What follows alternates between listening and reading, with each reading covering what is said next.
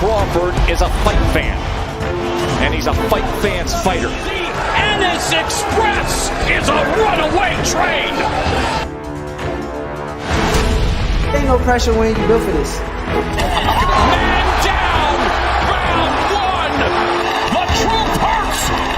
Ladies and gentlemen, presenting the undefeated super flyweight from San Antonio, Texas, Jesse Bam Rodriguez!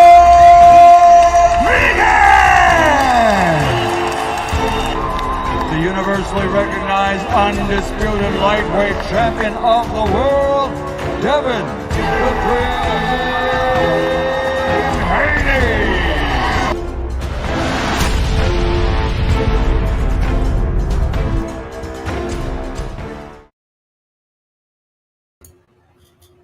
What's going on, family? What's going on? Welcome to another edition of Rockin With Rightside. Tonight, man, we got another great show for you. And we got my brother, Mike Biggz Boxing in the building. He will be on with us in a second. I see him in the chat. Mike, man, check your email, man. I sent you the link in the email. If you need to, I can drop it right here as well. But, man, definitely, man, want to shout the family out first things first, as always, man. Y'all make sure y'all hit the like button.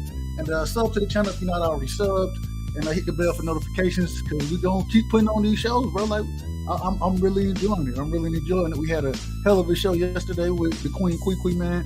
Appreciate her coming through, dropping the knowledge she dropped. And, you know what I'm saying? Just giving the story that she laid upon us. You feel me? So salute to the Queen. Much love and respect to you for that. Man, we got my brother in the building, man. The Skywalker, another one who had a hell of a story, man. Another hell of a story, you feel me? And appreciate you as well, Skywalker. And appreciate you always coming through, showing love. We got Queen in the building, man. Salute to you, Queen. Much love, much love. Mike Biggz, like I said, Mike, check email if you hadn't, you know what I'm saying? Come on up, we'll get it rolling. We got the great brother Champion Heart in the building, man. If y'all don't know, y'all make sure y'all go sub to Champion Heart. He doing this thing over there, cooking with the champ. You know what I'm saying? Hey, all I'm gonna tell you is if you need to figure out what you're doing in the kitchen, the brother, he know what he's doing. So I used to think I was a cook at one point in my life, but I realized that I burned more stuff, and now I just try to keep it simple. You know what I'm saying? I keep it simple. We got my brother DP Rocker in the building. Salute to you, DP. And I think that we got my family member, man, from all the way from Australia. You feel me?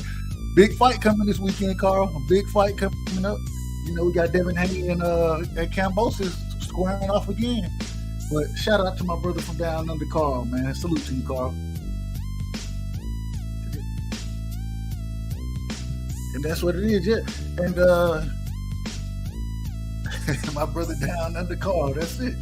That's it. So, and Mike, if you want, I can drop the link in the chat as well. Yeah, I'll do that as well. So, family, you know, this link is for Mike Biggz, man, and we'll definitely get it started whenever he jump on. Hey, my brother. Champ, man, I pretty much got it squared away. I'm gonna hit you after I finish tonight, man. I'm gonna hit you and I'll let you know the time I got squared away for you. I believe, let me check my schedule. I believe it's next week, to be honest with you. Let me verify that.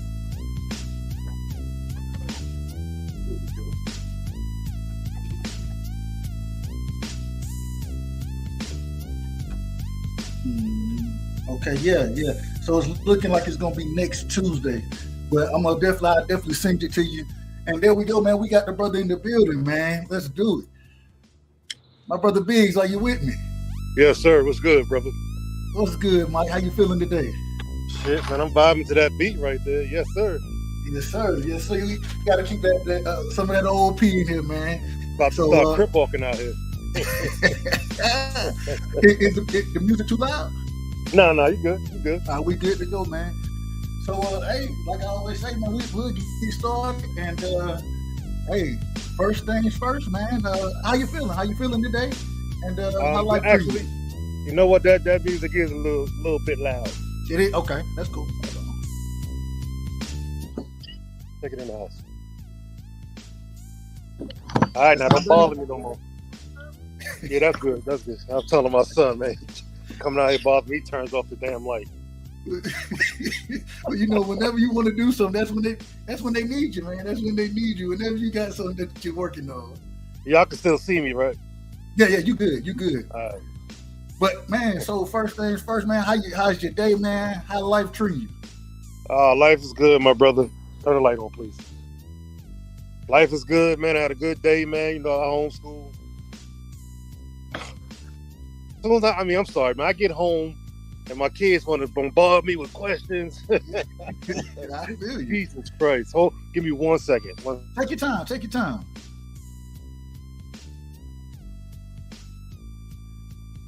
Hey, you know, and that's how kids are. I promise. Real quick, man. Shout out to the Scout Collector in the building, man. My brother Piero is in the building. Salute to you, Piero. Much love, brother. Much love. Also, man, we got the knockouts in the building, man.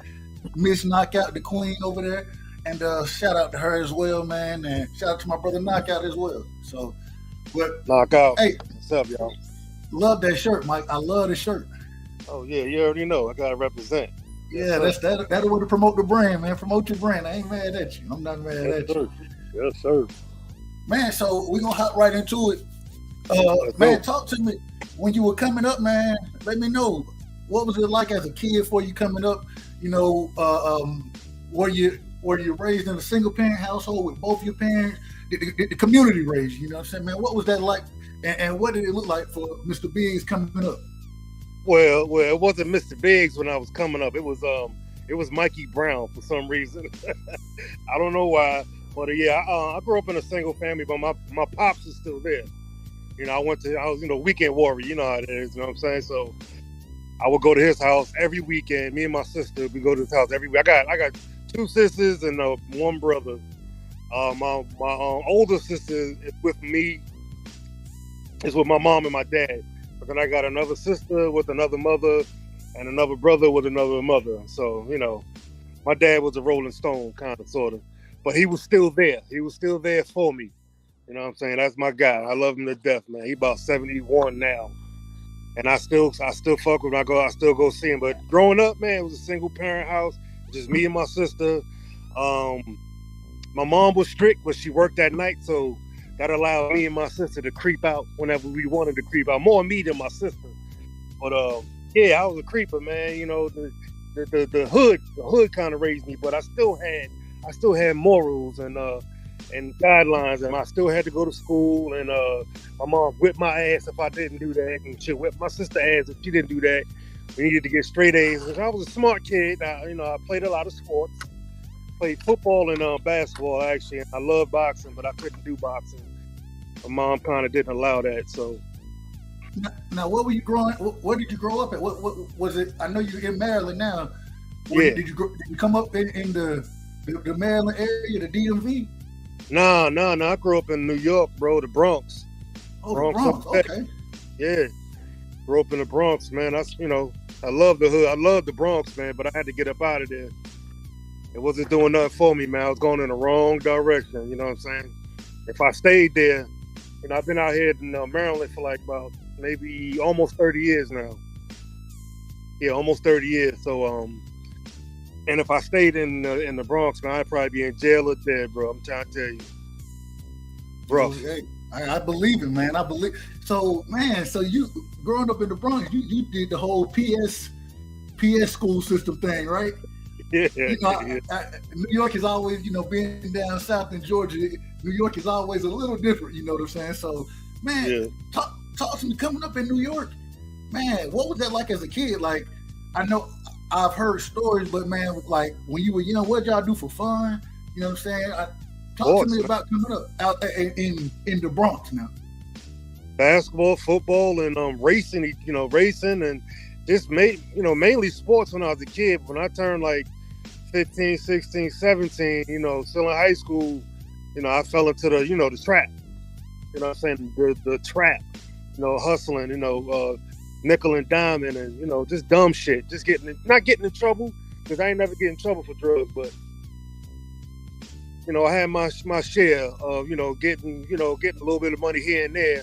But I didn't do it for a living, I just did it to stay jiggy, stay fresh, because New York is a big, Big Apple is a stay fresh city. You know what I'm saying? You got to stay fresh. Got to have, a new fit on, new sneakers. And I fell into that, you know what I'm saying? So I needed that. So if I wasn't working, which I did work too. I worked as a security guard at a store called Pathmark. And I got paid, good money, but at the same time, it wasn't enough money. So that's when I fell into the trap part.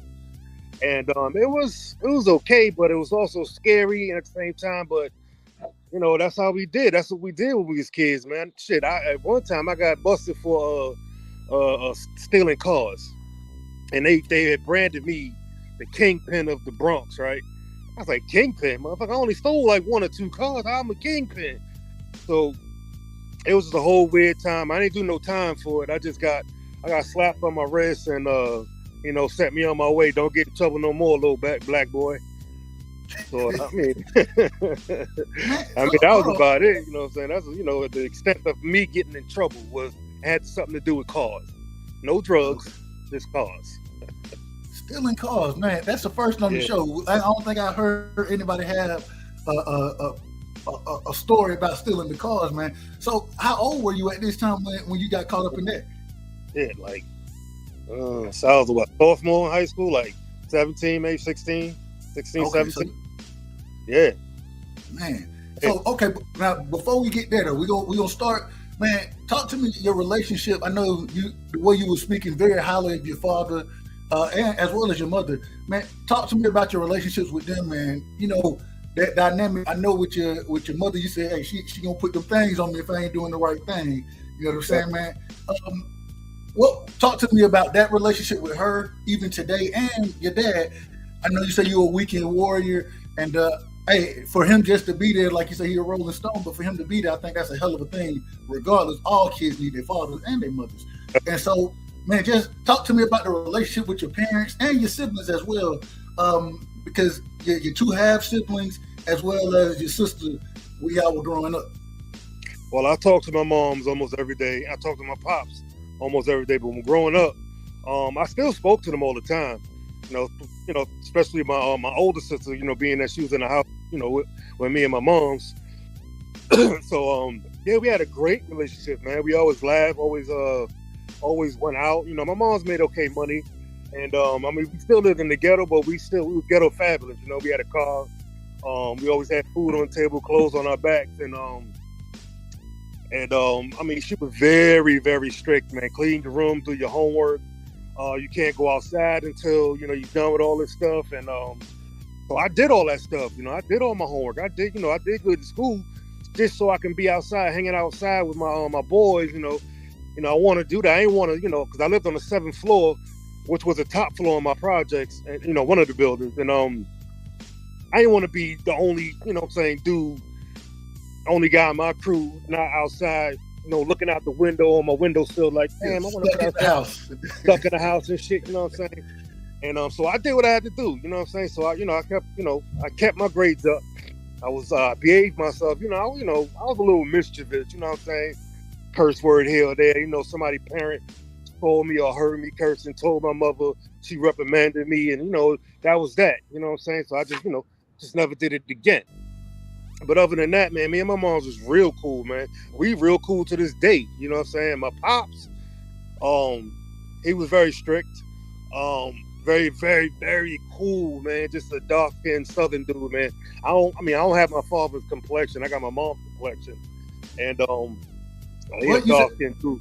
Huh? Where's your father from? I know you said Southern dude.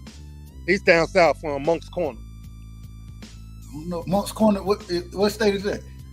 That's fucking South. One of the South Carolinas, way past that shit. It took me from here to there. It took me about 15 hours to drive there. So that's somewhere down here. I only did that trip once, and if I do it again, I'm flying. You know what I'm saying? But other than that, man, he grew up in New York and shit. So he grew up in Manhattan. He lives in Jersey now.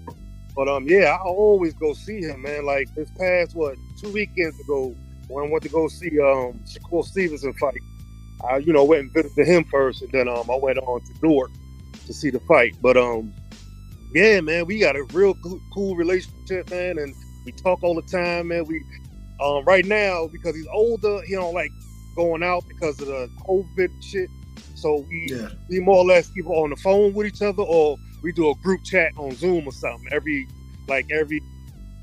other weekend, every other Friday. That's what's up. That's what's up. Yeah, my older sister, I talk to her ass every goddamn day. I can't get enough. I love my sister, and yeah, we got a real cool, tight relationship. Growing up, man, I used to fuck with her. She used to fuck with me. You know, tease each other. Until, you know, at a certain point, man, you got to realize that, you know, this is a woman, man. You got to treat her like a queen. And when I realized that, man, I just started treating her better, and we just grew closer and closer together. And you know, it's all love, man. And then I got a little sister. Little sister. She's in her 30s now, but she live out Charlotte. I think it's South Carolina.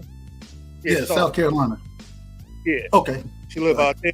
Got two sons. I got two nephews. My older sister got one son, so I got three nephews and two nieces. My younger brother, he lives in he a DJ out in Jersey, so he lived close to my pops.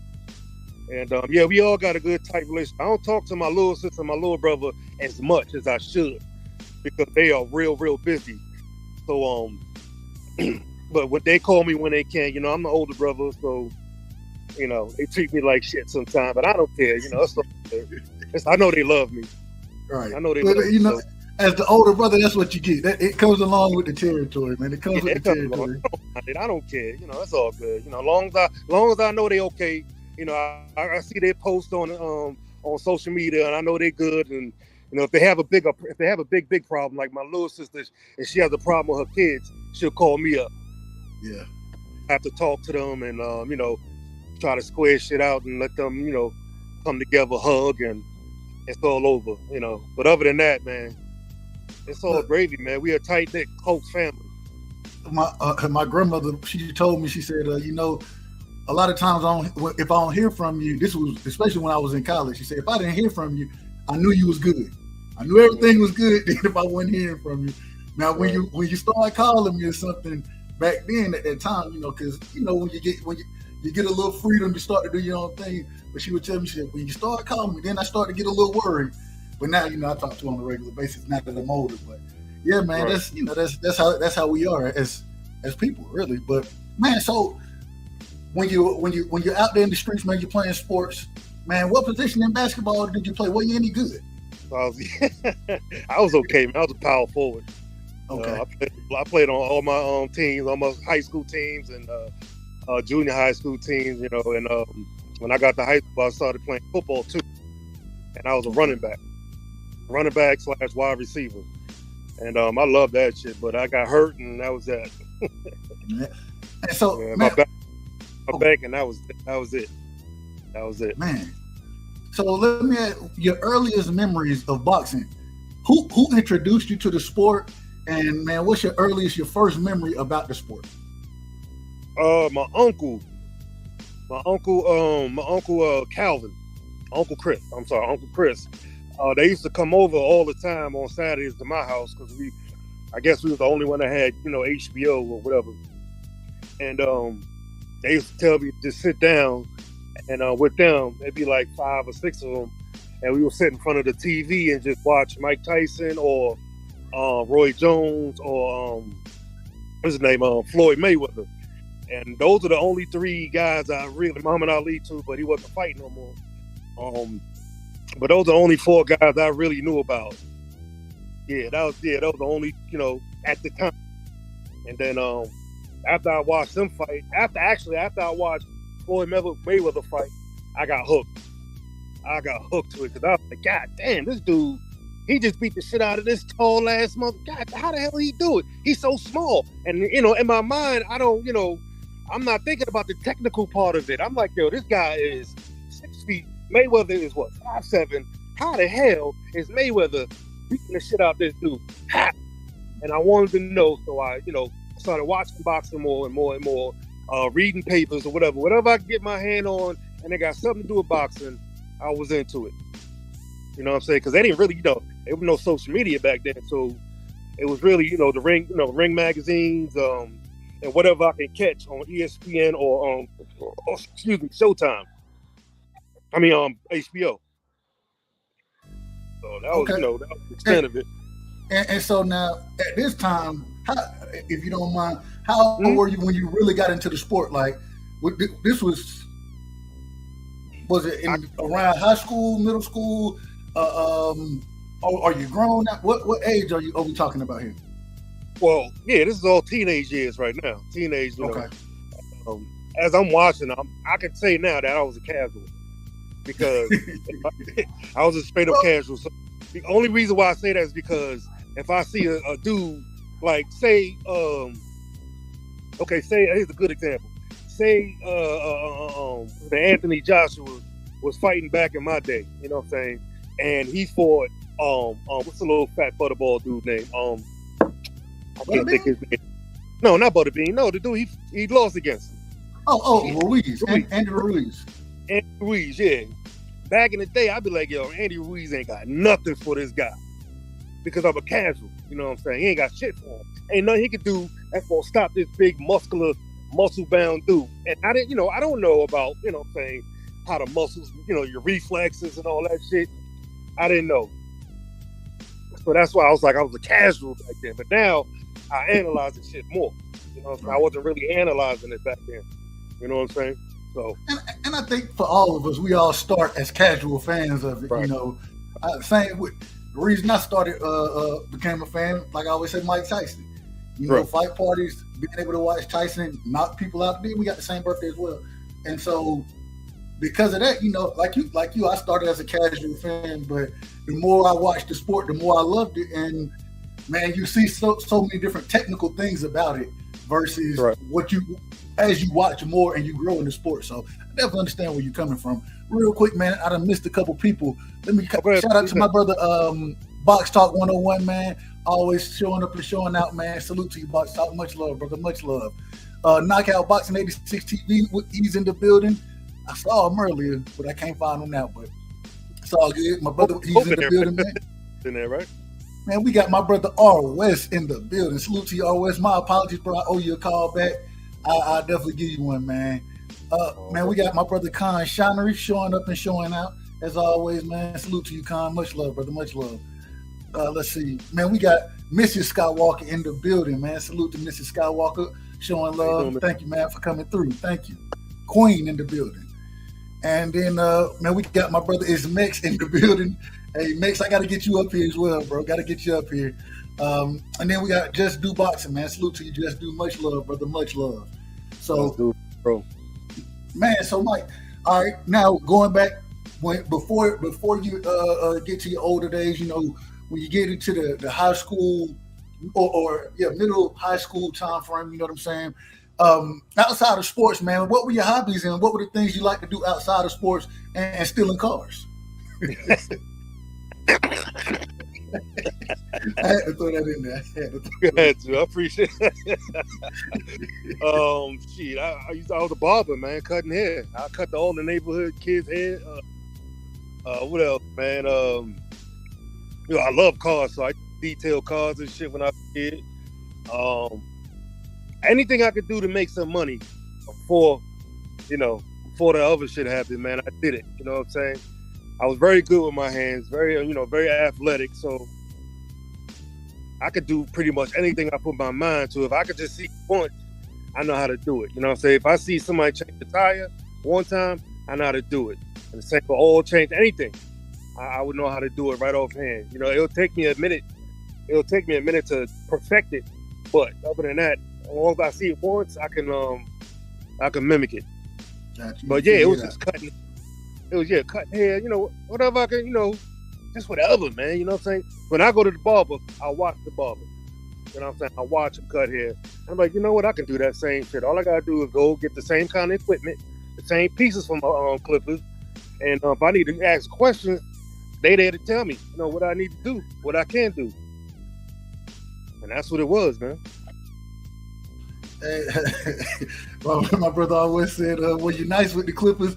He said he cut hair too, but I should have got my hands with because I was horrible.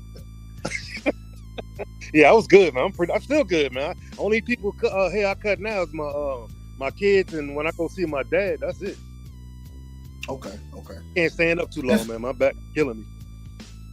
And so now, would you, finally you getting ready to make that transition from, being a kid into manhood, you know what I'm saying, early adulthood.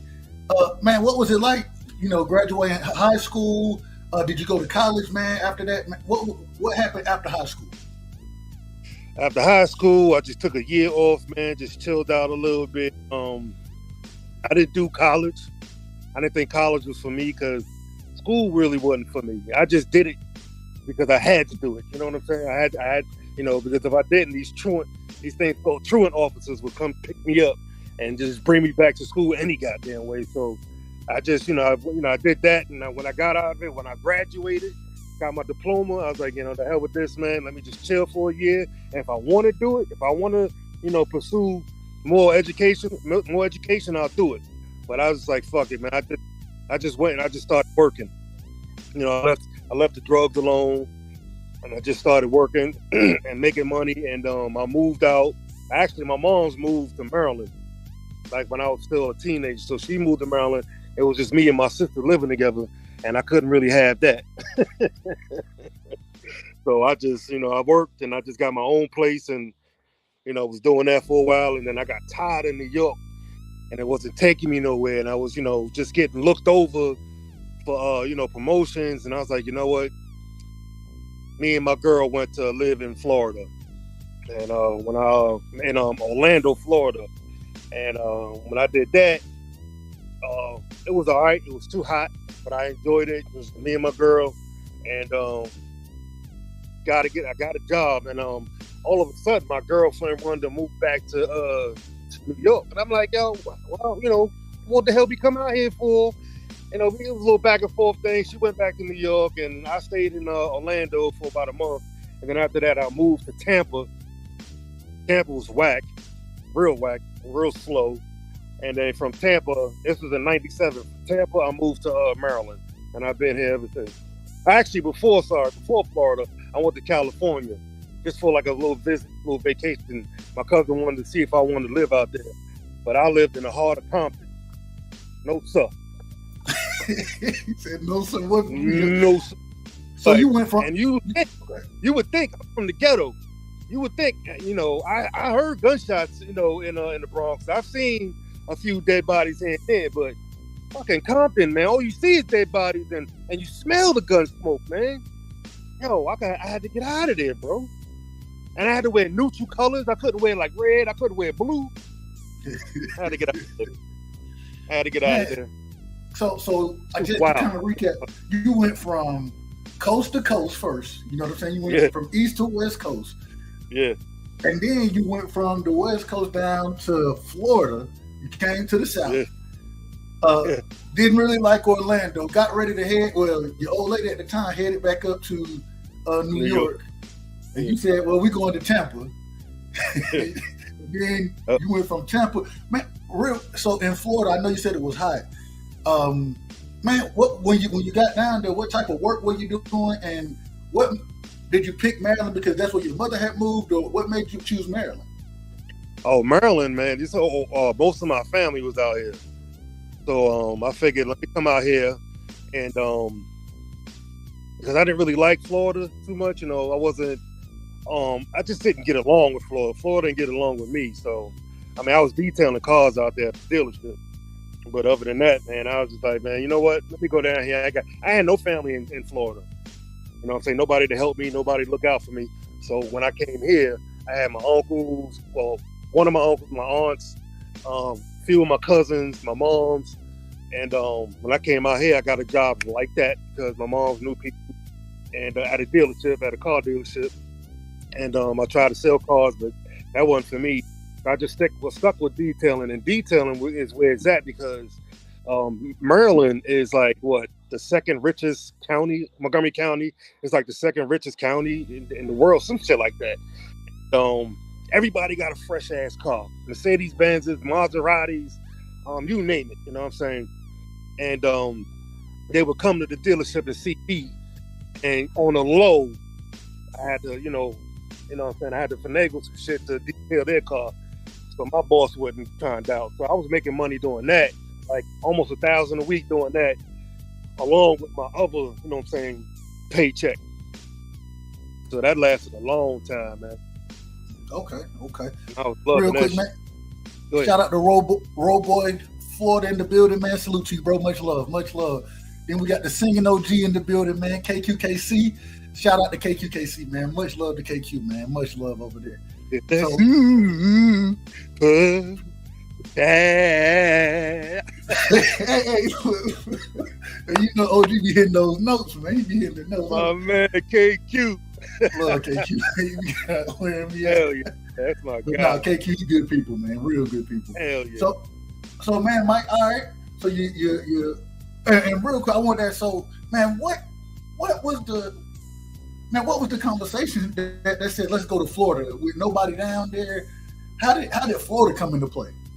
Well, my girl had some folks down there that moved from our projects to Florida. Oh, okay. So said, let's go kick it with them. And then I don't know, all of a sudden, man, she just wanted to come. After like 3 or 4 weeks, she wanted to come back. I think it was because I was putting myself out there trying to meet people to, point me in the right direction. So I would get a lot of numbers, and most of the numbers be from women. I tried to tell her, man, I ain't up to no good, man. I'm just trying to put myself out there, get pointed in the right direction so we can get out of your people's house and have our own shit. You know what I'm saying? Yeah. And she was too young acting and just stupid. I'm cool with her to this day, but I just think back at it like, man, she's so stupid. To this day. And we're gonna talk about all the fights coming up this week. Definitely what's going on in the landscape of boxing, but we definitely want to finish. So you moved back to Maryland, man, and okay. So you moved back to Maryland, and what's it? You got your family around, your uncles and things to look out for you. You start to make some paper there, man. How does life progress from that moment? Oh man, it's been going up and up and up. I'm good out here, man. I'm good. I'm comfortable. I've never had to worry about anything. I was never broke. You know what I'm saying? I mean, at one point it was check to check, but even with that, you know what I'm saying, I was still okay. You know what I'm saying? I had friends. I had a lot of girlfriends, and they pretty much brought me food or brought me whatever I needed. But I ain't never really need no money. I wanted money. I wanted it, but I ain't never asked for it from nobody. You know what I'm saying? I do it myself, man. So, I mean, that was about it. I'm chilling now. My wife out here. My kids is growing up out here, and I'm living a good life, bro. So, if you don't mind me asking, so when did you meet your wife? When and where? And how many kids do y'all have? And talk. And I know earlier today when I hit you, you were talking about homeschooling. Man, yeah. Can you speak to? Because I went through something very similar as far as now my son is actually back in school, but the last 2 years or so, whenever during COVID, I did the whole homeschool thing too. As far as it was more online with me teaching, but it felt like homeschool hell. So, yeah. Man, talk about your wife, your kids, and the homeschooling activities you got going on. All right. Well, before I met my wife, I had a few, relationships. If you want to, call them, just 2 of them. And the second one I had, the first one I had, her name was Chrissy, and we hooked up for a little while, and she ended up being pregnant.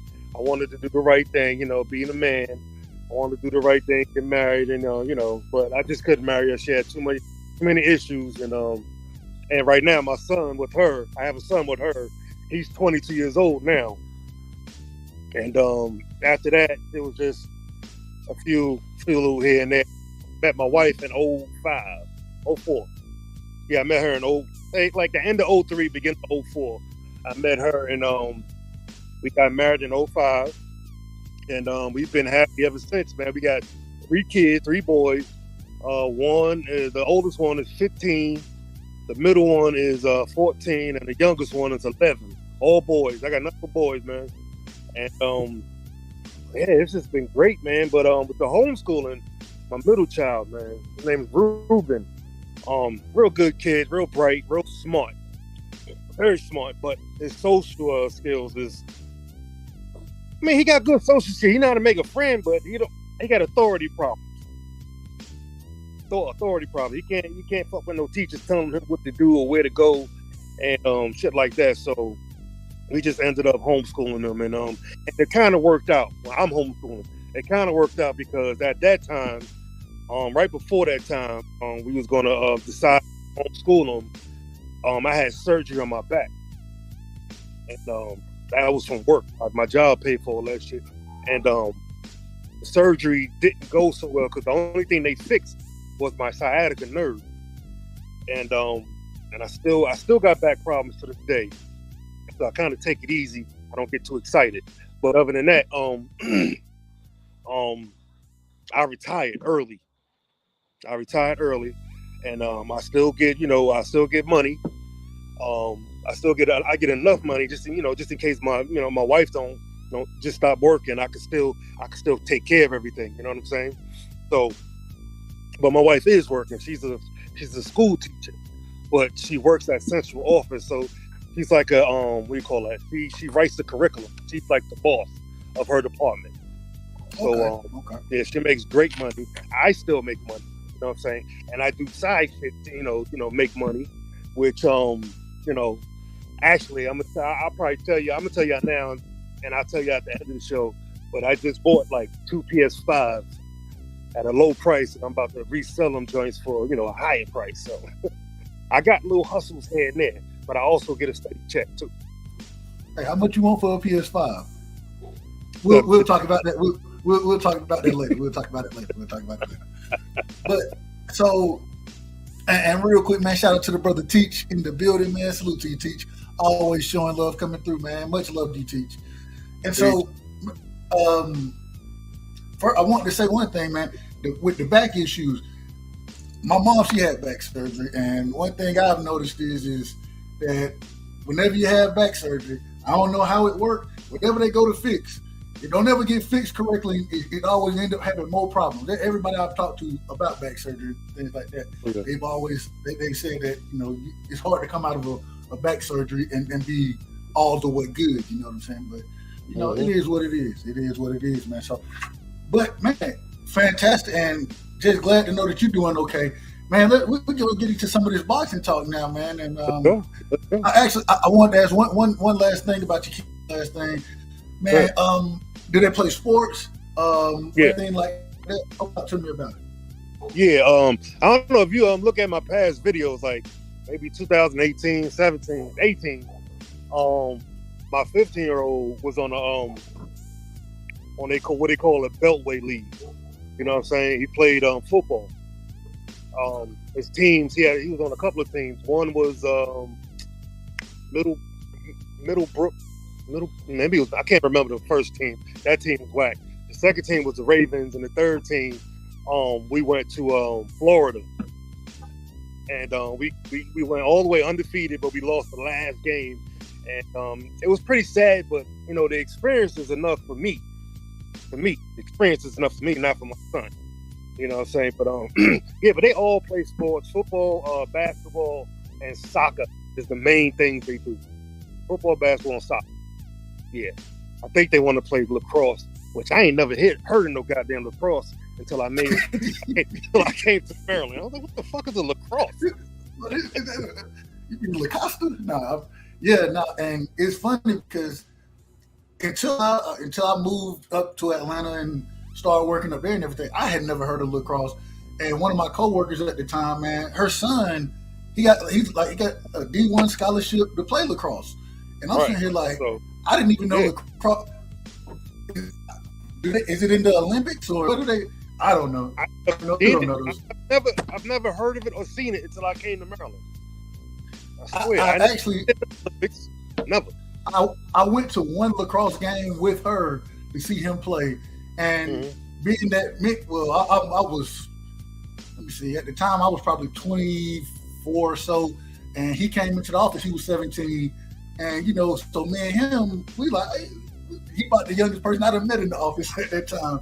And so, I was like, yeah, bro, I'll come check you out or whatever. So definitely, man, we went out, I saw the game, and I still don't quite understand it all the way. I understand what you're supposed to be doing, but man, some of that stuff, bro, I'm like, man, it is what it is. The brother, I watch the male and females play, man. They can get real rough, man. They get dirty.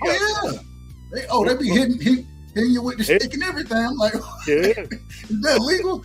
So, and look, it's like hockey without the ice. You know what I'm saying? It's like hockey without the ice. Right. That's how I kind of look at it. So, right. But, man, it's really whatever they want to play. You know what I'm saying? I think my son, he's in my 15-year-old. He's in 10th grade now, so he's going to try out for football. I think next week. So he a big boy. He about probably 5'7", 5'8", and like maybe 215, probably more than that. He a big hockey dude, man. He be trying to have to whip his ass. Man, have you ever encouraged your kids to box? Yeah, my 15-year-old, he want to do it. Okay. He want to do it.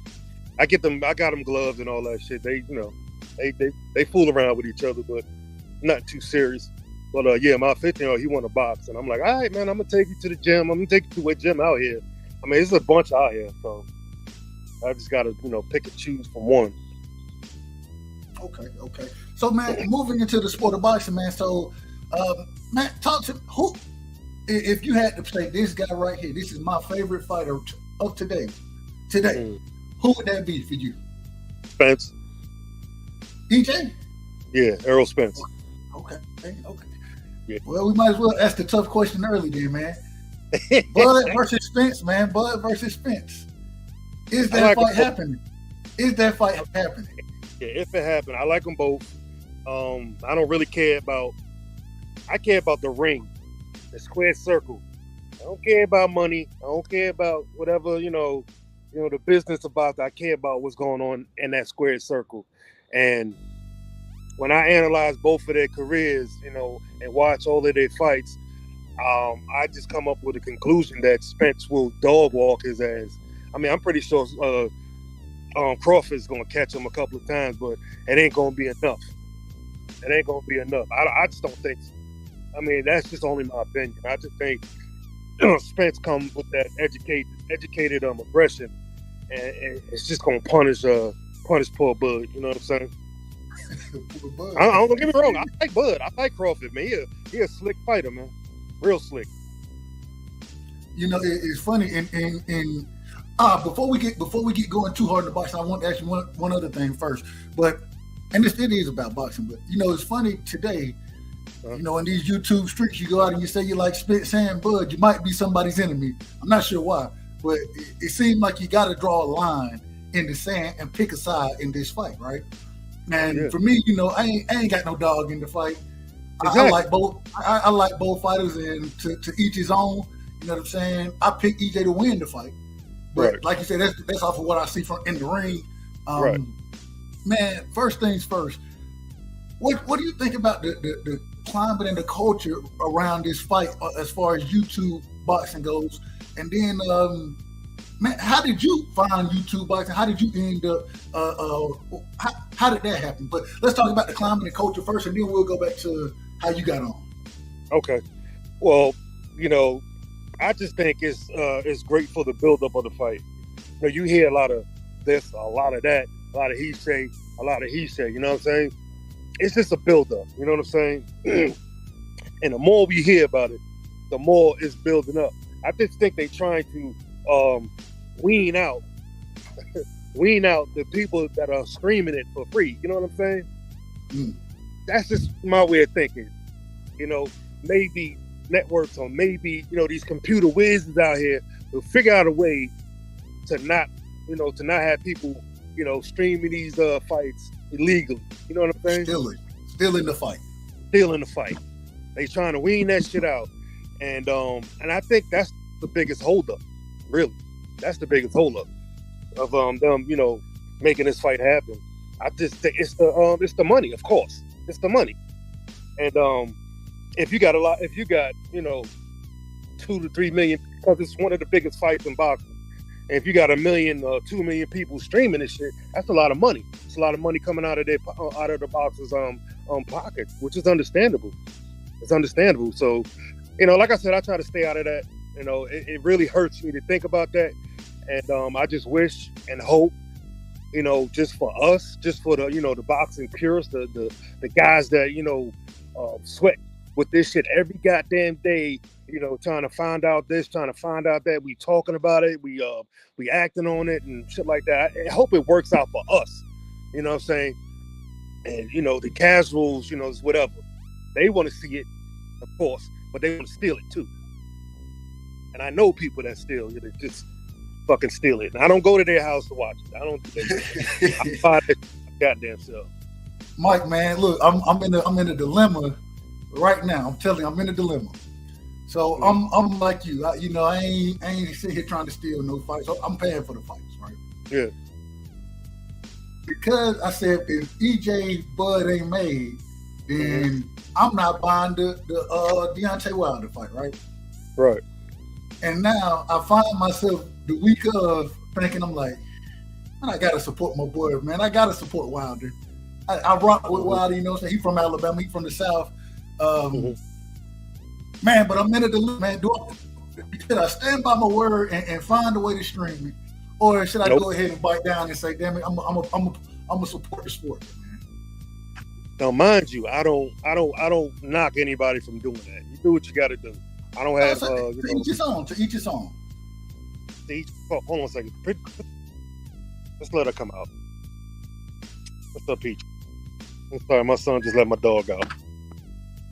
Go, get out of here. It's each his own, man. It is what it is. But I strongly recommend you to because he's doing it, for us and for himself. You know what I'm saying? So I'm gonna buy it. I might go live. I was gonna go to it, but I think I looked at the Ticketmaster too late, and all them seats is like three and up. I was like, oh man, I can't do this right now. Yeah, for real, it's real expensive to get there. I wanted to go though. And it's gonna be up there, in Brooklyn, right? New York, yeah, Brooklyn. So the Barclays. So okay, man. So Mike, talk to me, man. How did you find the YouTube boxing community? And man, tell me about your journey, how you ended up here, and what made you want to start a channel. Oh, funny story. First person. Well, this is me. If I missed a fight, on the weekend when I was kind of busy at night, the next day I would go to YouTube and see if I could catch the fight on YouTube. And if I couldn't catch the fight, you would see somebody's title. I say fucking Roy Jones against such and such. If I missed it, I go on YouTube and I'm like, okay, it's right here. But some people's titles be, Roy Jones against such and such. You see the fight here. I'll click on it, and it'll be this dude talking about it. I'm like, man, I don't want to see nobody talking about the shit. But then I listen to the people talk, and they make sense, and I start listening. And I tell you that one of the first people I heard on here was 78 Sports TV. Him and Fanon. I don't know if you know Fanon International. Yeah, I know. I stay away from Fanon. I don't know. I said something about Devin Haney, and he I was like, damn. Okay, all right. My bad. I know. Yeah, he ain't too fond of him. I know, but that's his shit. You know what I'm saying? But anyway, before the Devin Haney, before whatever, I used to listen to Fanon every day, and I listened to 78 Sports every day, and then I bumped into Black Fight Fan. Then from there, just I joined the LDC, and they encouraged me to start my channel. So I started my channel in 2018. I was on YouTube ever since YouTube came out, but that was just watch funny videos or like music videos and songs and shit like that. So excuse me, I think that was like back in like 2011, 2012 or whatever. But then 2018, I joined the LDBC, made my channel, and I had built it to like 350 or something like that. Then I had to stop because I had got my health, became an issue, and I had to take care of myself. And then after my health got taken care of, then the COVID came, and it just got all backed up, and I just couldn't do anything. You know what I'm saying? So, but now I'm in it to win it. I got over 800 subs now, and I'm happy about it. And I'm not in no hurry, to get 1,000. I do want 1,000, but at the same time, I still gotta, get the watch hours in too. But yeah, that's my history of getting into this YouTube boxing community, man. It's fun. It's fun to meet people like you, 78, Quee, Ashley, all the women that do the boxing channels and MMA, and it's just fun, man. And it's fun meeting y'all too. You know what I'm saying? I just met shit. I can't think of the fucking name. I just met Just Do. I just met Just Do. Yeah, Just Do Boxing at the fight, at the Shakur Stevenson fight. And I just heard that Stephen Elder Mack, he was at the fight. Clarence McLean, he was there. Who else? Of course, Blue Blood was there. I couldn't bump into him. I couldn't find him nowhere. But, all in all, it's just fun, meeting people that I talk to online. It's like meeting a celebrity, you know what I'm saying? Man. It's just fun. It's cool to kick it, you know what I'm saying? It's fun, man. I love that shit, man. I agree, man. I agree. Real quick, man. We'll shout some of the family out again. Like I said, my brother Teach is in the building. Salute to you, Teach. We got 817 in the building, man. Salute to you, 817. Hell of a show you had earlier today, man. Y'all go check 817 channel out as well. You know what I'm saying? He's starting to go live over there. Had a hell of a show. Man, he's speaking on real shit, man. He's speaking on some real shit. So me and him, we don't always agree, but damn it, I love to hear him when he starts speaking that passionate, real shit that he speaks, bro. So salute to you, 817. Man, my brother Skills from New Orleans is in the building, man. Salute to you, Skills. Much love, brother. Much love. All right, I think we good there. So, man, all right. One other question, man. So the LDBC, I know KQ, Blue, they're all a part. You as well, BF, all a part of it. Man, I'm gonna tell you, when I first jumped on, wasn't real familiar with it. You know what I'm saying? Wasn't real familiar with what it was about, man. So, man, if you could break it down, bro. Break down the LDBC for me. You know what I'm saying? So I could get a better understanding of it. It's just like just Lions Den boxing community. You know what I'm saying? It was formed by 78 Sports TV, and it's just been growing and growing ever since, man.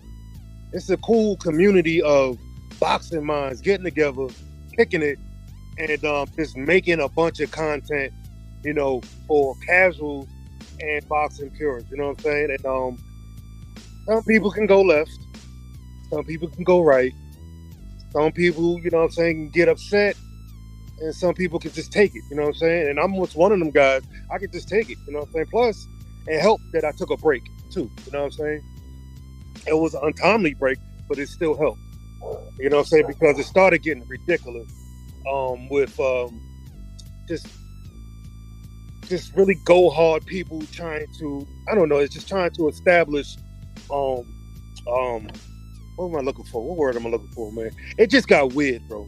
It got really weird. And I had to get away from a couple of people that were doing content and just, they was just all for LDBC, which is cool.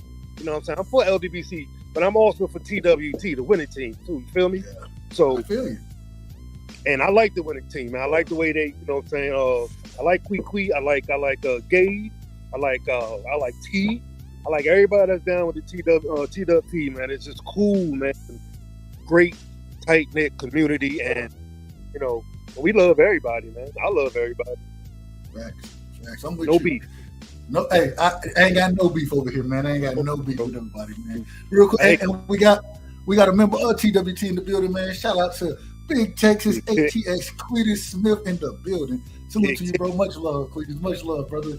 So, man, let's get into the sport now. Let's go back into the sport. So, this weekend, man, we got some big fights coming up this weekend. Of course, I'm biased, so the first fight we're gonna talk about is Devin Haney versus Kambosos, man. Man, right. Are you excited for that fight? And do you see anything that that Kambosos can do differently in the fight to have more success? No, I don't see anything Kambosos is going to be able to do to nullify whatever Haney's bringing to that ring. Nothing at all. Haney's going to do the same thing he did last time, dance around the ring, maybe. Or he might, say he might bring something else. He might put another arsenal under his belt and try to get the knockout, which I hope he do. But if he don't, he just don't. You know what I'm saying? It's still exciting to watch him fight. And I just don't think Boso got anything for, unless, Devin Haney just walks straight up to him with his fucking hands down. Hit me, boy. That's it. That's about it. Okay. Man, also on that card, a guy that I really like a lot, man, Truck Simpson, Lorenzo Truck Simpson, he's fighting on that card. Man, what do you think about Truck Simpson as a fighter? He's a little wild for my team. He's real wild, man. He don't take a break. And, he got to watch out for that, man. How can I say it, man? He's just a wild dude, man. I mean, he's fun to watch. And he's still with the zone, right? No. He's not with he can't be with the zone if he's fighting under with Devin Haney, right? Well, I'm not sure if he's with the zone or not. I thought he was at one point. I believe he was, but right now I think he's a promotional free agent, I believe, and I will look that up just to be sure. Okay, but yeah, he's exciting to watch, but he just gotta hone his skills. You know what I'm saying? So he can last long in this sport. I like him, man. He's a great kid. Got a lot of power. He wants to get the knockout, which is real cool. Everybody likes a knockout artist. So he just got to take his time, man. It'll come to you, bro. Just take your time. Okay. And also, go ahead. 2 or 3. I'm sorry. Go ahead. No, it's all you. Go. It's on you. I only seen like 2 or 3 of his fights, though. So that was it. All right. I'm gonna have to. I gotta go look it up. I'll look at it in a second, man. Anybody in the chat, man? If y'all know who Truck Simpson, who is he with the zone? Like I said, I believe he's a promotional free agent right now. But chat, man, let me know if y'all know over there, man. So also we have Amari Jones, who is signed with DHP Promotions. He'll be fighting on the card as well. Are you familiar with Amari Jones first? No, you know what? I've probably seen him before. I've probably seen him fight before. I mean, how many fights did he have in his belt? I want to say 11. I feel like it's 11, but it's probably a few less than that. So, but it's not that many. I know it's somewhere between 7 and 11, somewhere in there. So, but I know he got 100% knockout rate right now. But he's really young. He's 20 years old, and you know what I'm saying? Just coming up, really just getting his feet wet in the sport. So, what's the weight? Say it again. What's his weight class? I believe Amari Jones, he fights at the 147 in the 147 division. I believe maybe 150, 154. Somewhere in there is where he's trying to campaign. So either a welter, super welter, somewhere in there. Okay, nice. But no, hey, if y'all don't know, hey, he can fight. I like him a lot. Who's he fighting? Say it again. Who's he fighting? Some dude I ain't never heard of. I couldn't even tell you the dude's name. I ain't gonna hold you. I ain't gonna lie to you. I couldn't tell you his name, man. I just so good. So the next big fight, man, we got Deontay Wilder and Robert Alani is fighting as well on that card. You also have Anthony Durrell, you know what I'm saying, versus Caleb Plant as well. So we'll start, man. What do you expect to see from Wilder? Are you excited that he's coming back? I know there were people like me. I'm still skeptical if I really want to see him back in the ring after the Tyson Fury fights, but damn it, if he's going to fight, I'm going to support him. And so, man, what do you think about him coming back? Are you excited? And how do you see that fight playing out? Well, at one point, I was like, man, I don't want to see that brother fight no more because of the damage he took with that cheating motherfucker Fury. I didn't want to see him get in the ring because Helenius he's a puncher. Now he hit hard. I've seen Helenius fight a couple times, and that dude, he does damage. But it is what it is, man. I'm surprised that Deontay Wilder is going after this kind of fight and not just, let me get my feet wet again because he's been out for a while. But that's just a testament of the king that he is. You know what I'm saying? He's looking for that smoke. So, so be it. So be it. I'm hoping that he has some new shit in his arsenal. I've seen him running. I've seen him, doing a lot, add a lot more to his arsenal.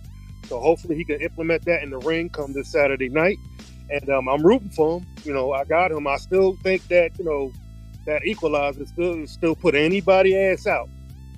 And I'm waiting to see that shit. But before this fight was announced, I was happy that he was chilling, taking care of his family, and taking care of all his businesses. You know what I'm saying? So other than that, man, let's just, I'm 50-50 on. I'm on the fence with that shit, man. I just don't want to see that brother, get his, just get his scruples all fucked up and talking like, James Tony. James Tony. I can't talk to nobody like that. I don't want to see nobody like that. I like James Tony. I ain't never liked him. I don't like him. What? I can't understand the words you're saying. Sound like you got. Yeah. I just and then you can you can get diseases and shit. So you know what? It is what it is, man. It's a sport, and it can happen if you're fresh into the sport too. So we just gotta wait and see. Just gotta wait. I'm rooting for him. I got that equalizer, putting Hellenius out in maybe the fourth round. Fourth? Yeah, Ooh, third. That's going. Okay, I'm interested to see it. I'm interested to see it, and I agree with you. I just hope Wilder. I hope we see the old Wilder. You know what I'm saying? I didn't like when he put all that weight on, and I understood why he did it. You got somebody who 6'9", 270 in the damn ring, and that's gonna lean on you. Sometimes you got to do some things to try to counteract that. But man, Wilder coming in, and I heard an interview where he said he was looking. He wasn't really worried about putting on any extra weight. He felt like if he came in at 220, he was cool. He came in under that, he was cool with it, man. So I agree with you 100% there. Just want to see the brother thrive, and man, all the best to him. All the best to him. Man, do you think Robert? Give me 1 second, real quick. 1 second. I gotta get my charger real quick. Take your time. And real quick, man, shout out to the chat, man. Anybody in the chat, man, if y'all have any questions, make sure y'all drop them. Let me see. Skills from New Orleans said, Biggz, man, I share your opinion. Don't want to see Wilder hurt unnecessarily. Nothing left to prove. Of course, I want him to win. Better than that, he should leave well enough alone. I don't disagree at all about that. Don't disagree at all. Man.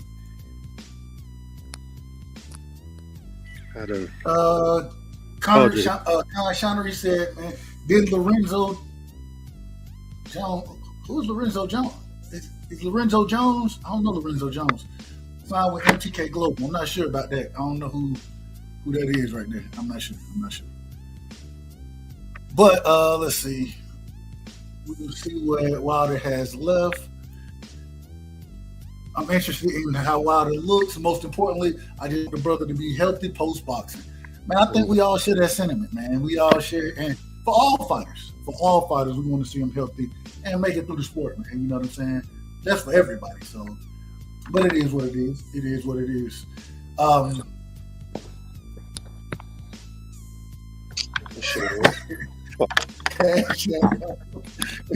817 said cat, man. I need to drop y'all my cat. Y'all, no, I ain't gonna do it right now. I ain't gonna sit here and drop the cash out right now. We'll do that maybe later on if we get a chance. But Mike Biggz stealing folks' change. 817, you with him. A fool, man. You a fool. Man, family, and I want to ask y'all, man, what fight out of the 3 fights this weekend you got? Because next we're going to touch on Clarissa Shields. Well, first we're going to touch on Anthony Durrell and Caleb Plant, but we're saving the best for last. We saving the best for last with the women. And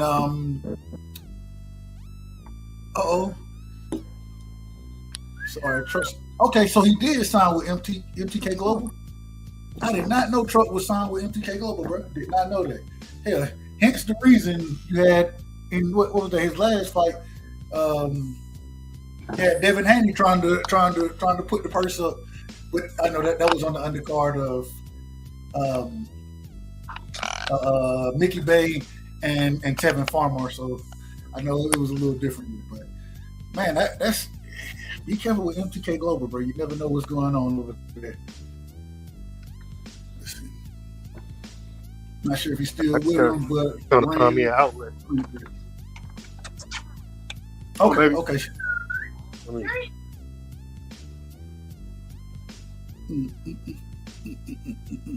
Man, so in the chat, man, real quick, if y'all don't mind, I wonder, I ain't never did a poll. Let me see if I can put a poll up. I don't know how to put a poll up, though.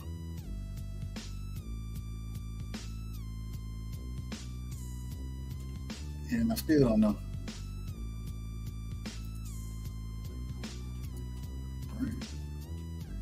Coming back in a minute, bro. Coming back. Take your time. All right. I'm working on trying to figure out how to put a poll up anyways. I'm going to figure it out.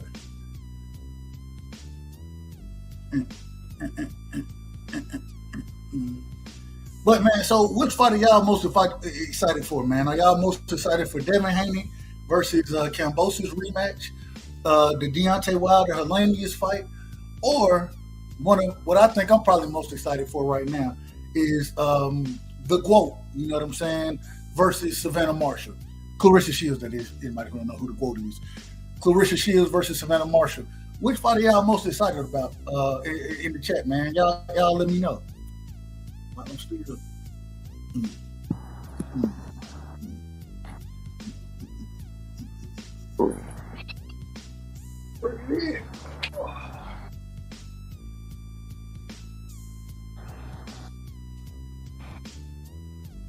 So you saying Anthony Durrell? Yeah. So, you good? Yeah, I'm good. Okay, cool. I had to plug my phone up, man. Shit about to die. Man, so yeah, Anthony Durrell versus Caleb Plant. Man, who do you think wins that fight and why? I got Caleb Plant winning. He's a fresher boxer. Not a lot of miles under his belt. Got the one loss. It is a knockout loss, but it's still a loss. But he's still the fresher, fresh legs, the younger, and he'll be able to move a lot more than Durrell. But I got unanimous decision going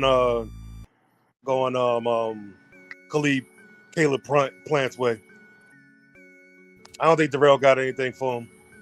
And I'm with you. He got a puncher's chance. He has a puncher's chance, but hey, the dog can hit. Oh yeah. He can hit. Oh yeah, he can hit. But no, I think I gotta agree with you as well, man, because I think Durrell, he just passed his prime, in my opinion. Way past his prime, man. Way past his prime. Yeah, and so Caleb Plant, man. Now I will say I think Caleb Plant took a little too much time off since the Canelo fight. But you get a payday like he got. Of course, you're gonna take some time and enjoy life for a few days. You know what I'm saying? And his few days end up being about 12 months, but not quite, but it was close to it. Damn near close to 12 months. So, man, so Biggz, man, talk to me about, man. We have the first all-females card coming out. Okay, it's gonna be headlined by the GWOAT and Savannah Marshall. And then also on that card, like my brother Teach said in the building, Teach said Mayer and Alicia Baumgardner versus Michaela Mayer. Man, we'll start with Savannah Marshall and Clarissa Shields. Who do you like in that fight, and how do you see it playing out? And are you excited for it? Yeah, I'm excited. I was excited before when they shut it down. I was like, damn, really wanted to see that fight because I wanted to see Shields' dog walk the hell out of Marshall because that's what she gonna do. She gonna dog walk her ass, man. Watch. And Clarissa got skills, bro. She got skills. Ever since I heard she sparred Errol Spence, I was like, God damn, I'm hooked. I'm hooked. But yeah, Shields is gonna dog walk that chick, man. I hope she get a knockout. I doubt it. Now she said she feel it in her spirit. I believe she said she feel it in her spirit that she may stop her. I believe that's what she said. History. Clarissa about to make history again. God damn. Hey man, it's gonna be now outside of a puncher's chance. Do you think Savannah Marshall has anything that she can bring to the table to make it a difficult fight? Nah, because I watched her past fights, man. The people that she fought, they were bums. I mean, I don't want to, put that on what these tremendous women do in that ring. I don't want to really put that jacket on, that bum jacket. But they want, put it like this, they're not as good as Shield. And I think, I agree. I think we always have to say that at this current moment in time, Clarissa Shields' resume, as far as the tougher fighters, she's been fighting the tougher competition. And so I can't disagree at all with you there. And Mike, you froze up. It might, I don't know if it was me or you. Are you there, Mike? Uh-oh. I'm going to give him a second. Mike, you might have to come back. You might have to go out and come back in. You know what I'm saying? Because it looked like you froze up.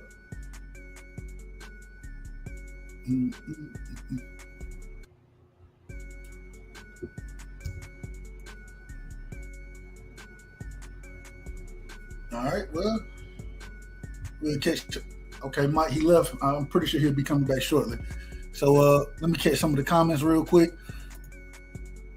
Like I said, or we got what you said, he looking forward to seeing the quote. Teach said, hey, he looking forward to seeing Alicia versus Michaela. That's gonna be a hell of a fight. I'm interested. Definitely want to hear Mike's opinion on that. And man, in the chat, man, who do y'all have winning that fight? I think that's gonna be the most competitive fight on the card.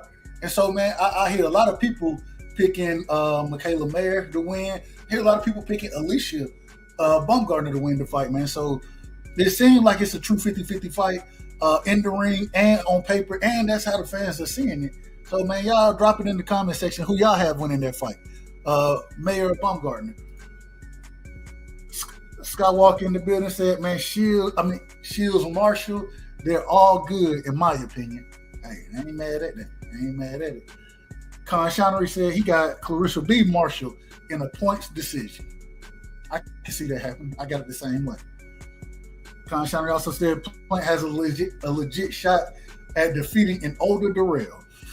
Boy, Darrell oldest. I feel like Darrell seemed like he been fighting forever, bro. It seemed like he been fighting forever, but I don't know. It is what it is. Darrell is 37, 38. Is he that old?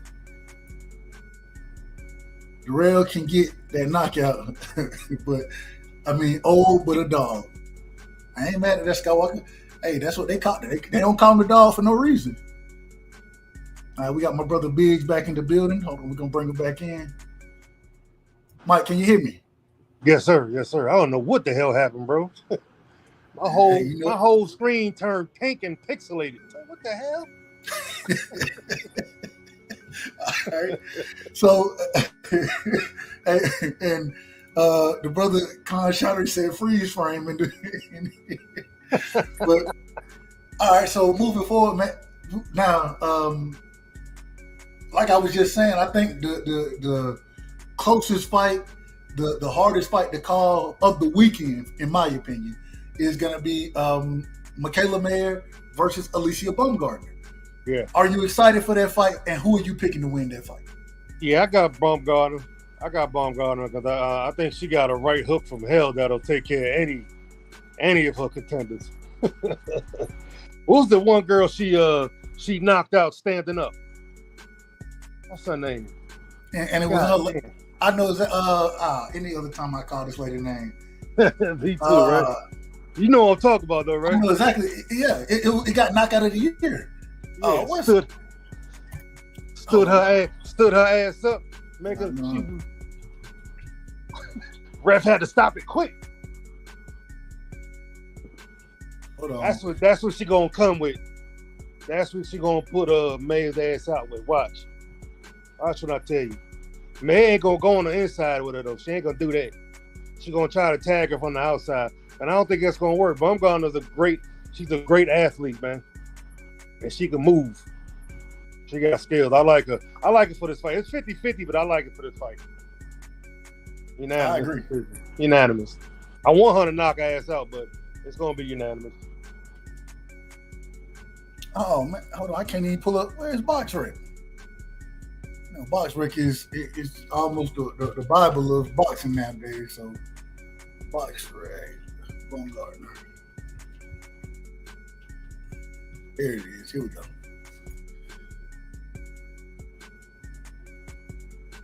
Terry Harper, Terry Harper, yeah. Terry Harper. That was. I watched that shit over and over again, and the right hook she can. It was more of like a straight, but it looked like it was a right hook. You know what I'm saying?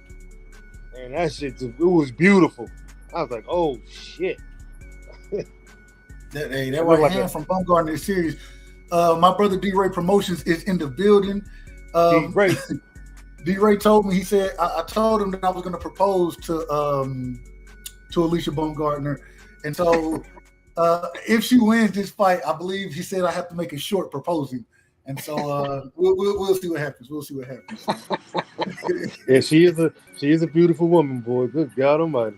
Man, what, man? Yeah. So, man, other question: does Michaela Mayer? Do you see any way that she can win the fight? You know, she better be on that bicycle. Get on that bicycle because Bumgarner coming. That's about it. Agreed. I mean, I never seen Bumgarner gets like stopped. Like, you know, just go ahead.